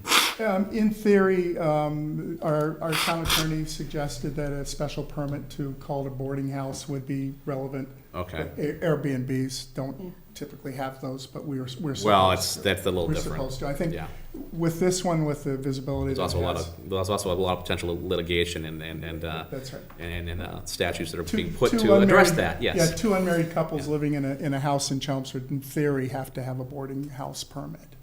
in theory. And I'm sure that doesn't happen a whole lot. Yeah, you can still marry your first cousin in Massachusetts, so let's not talk about it. So, Votes and things like the that. proposal would be to recognize it as an inn. There's no financial impact on the town outside of saying, right now, I think we're spending, I heard about a $4,000 a year expense on insurance for the house, and It's more than that, isn't it, Paul? The insurance? The policy's a little over $4,000, but we've also heated it, maintained it, and everything. Yeah, Yeah. and her other thought was, when the committee met, when the building was not occupied, it was about $4,500, given electric, gas, and so on. And this would be in the summertime, so you wouldn't expect a lot of gas to be running through that house, I hope. And electric would be minimal as well. So I think it's a couple $1,000s that if she could generate that and put a trust together and pay the town for that and pay the town for half the insurance for the year, call it $4,000 or $5,000, would the town consider allowing her to take one more shot at this place and give it a 6-month shot at maybe renovating it? So I guess this article has changed from more of it being an inn to a stay of execution, really. Well, she wants to recognize it as an inn. If it doesn't get recognized that way, the town could certainly sell it. She would like to, if a buyer came forward and said, I'd like to do that, she'd be amenable to that. And this is just recognizing it as the town recognizing it as an inn Brian, and a museum. so if she can't find a buyer to make it an inn, she wants to run it as an inn. And if she finds the money to restore it, the town would still own it while she ran it as an inn? No, we talked about that. That's been changed from this document. No. The document said that the town was gonna run it as an inn. Yeah, that's changed But from she's the saying she discussion, wants to run Yeah, it we as talked an about that, and I said the town would not be interested in running that as an inn. Right, but now what However, about- we'd like it as an asset. We'd like the building to be, I think it'd be terrific, 200 years old. But is she saying if she can't find someone to buy it, then she will step forward and run She it as an would, inn? she would step back in October and say, Do what you want with it? So then it's really, like I said, This a is really stay about of buyer. execution. stay of Okay, execution, okay, all right. but with no negative financial impact to the town, outside of saying, hey, Because- we're not collecting taxes on the thing. If it was sold tomorrow, So she's basically willing to donate the carrying costs she's until October? she's looking for financial donations, she's looking for grants, she's looking for the possibility of coming to the town's. Right, but come April You're talking about meeting- being a negative impact over the time at which it's not being put on the market. And if it's not being put in the market, there are carrying costs that are associated with that. And I think you mentioned that she was looking at a The cash negative input. the cash carrying costs she would be making up through a trust. I'm not sure how that would work, because She would need to have that money in place She would by put town money in meeting. place for the April town meeting that Is was my your understanding? challenge to Okay. her, yes. And we could come up with that figure. I wouldn't expect to, throw in a maintenance fee or a town manager's, part of his salary in it, or whoever might go past the building and walk in. I would understand it to be that she'd have somebody that would be interested in an architect coming through I'm and trying to see have through the access legal and that sort of implications thing. of what you're proposing. Yeah. I mean, there are. The town would own it until October, basically, would be the idea. So I'm how not does sure. how I'm not does sure she- she could provide the funds. How does to- how does that vehicle I'm not sure work? how that vehicle works. The vehicle is in town meeting. The Board of Selectmen could postpone this disposition of the property till after the spring town meeting. Well, they could The Board of cer- Selectmen could postpone it after the fall town. Oh, I know they could do that, and And then But the town is. She could donate money approach the Board to of pay back. Selectmen at any time and say, I'll give you X thousands of dollars to delay the disposition of this to reflect the town's carrying costs Yeah. until 6 months. I mean, it doesn't need To go to town town meeting? meeting. no, it really doesn't. It confuses the issue. In this new revised format of the intent, it doesn't, the town meeting action Is relevant. is unnecessary. Yeah, because So why keep it Because- as an article? No, but I'm just, I mean, from what I'm hearing tonight. yeah, it's a change from what was originally proposed, and so it's If you'd like the town to wait yeah. 6 more months with disposition. Go to the. Go to the Board of Selectmen. Hold off till after town meeting. Yeah, I think that would be the body, not the town meeting. As right now, they have control of the sale right now. Oh, yeah, it is in their hands. The town meeting has voted to place it in their hands. It's under their control. The direction from the town meeting was. You could have an advisory, direction from town meeting, so you recommend. I think that's what she's up to at this point. She's looking for just it would have to be just an advisory to the Board of Selectmen is that they hold that until October and that she approach the Board of Selectmen.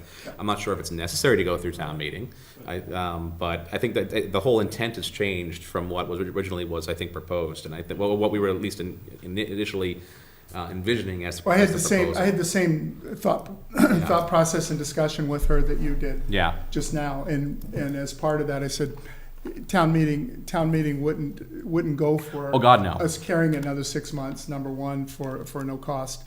Maybe we would. Well, ultimately, that's in the purview of the Board of Selectmen, not the town meeting, yeah. The idea of a museum in concept, she wanted to get a sense as what does town meeting think? The town's not gonna wanna run that. As They far as. want to run it, but would they enjoy having that asset there as part of it? I guess potentially. So they're looking for an advisory as to what the town might like about it. I think that's more or less what this has turned into. It's more or less like what the goal of the $20,000 ask to town meetings ago was. Well, that was a financial one, an unfortunate It was one to at explore, and at that point, we did, I believe, as the finance committee was currently constituted, we did support that. It's just, it's gone one step further without the financial ask, I guess, is what happened. This is what we're proposing. This is what we think may be viable. There's a buyer that potentially is there to go with that. A private buyer, subject to zoning law, can do as they wish with that property, and you're looking just for an advisory opinion and/or the Board of Selectmen to stay the execution until October, at which such time either the issue will be dropped because she has not found a buyer or she's not able to find a grant to support it herself. Or it's done and she does as she pleases with a private property purchase. Fair enough assessment. And in the interim, she may find a buyer before April, she may find a buyer in June, and come to the Board of Selectmen and Paul with advice and say, I would like to make it an inn, museum, here's the buyer. Can I kind of get a special permit blessing? So Paul, I guess, is there a problem with not putting it out to bid, the property out to bid for sale?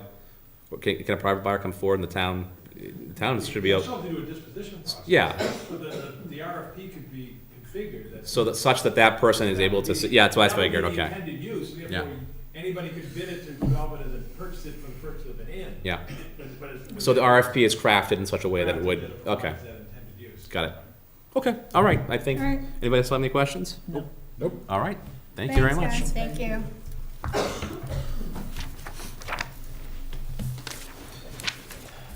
All right, discuss schedule. We're voting next week. Huh? Voting next We're week. voting next week. Okay, good, next. Yeah, that is the plan. Okay, next. Let me hurry you along. Old business.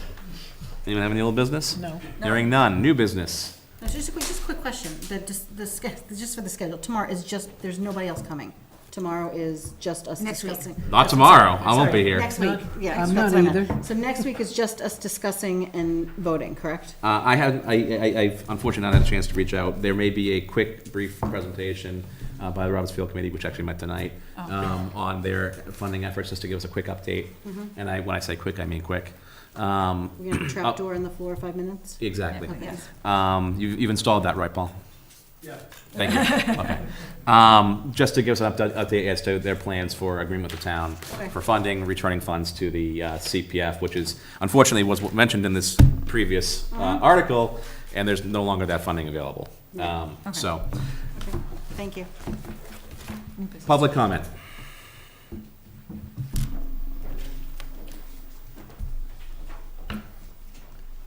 And although we know you, please state your name.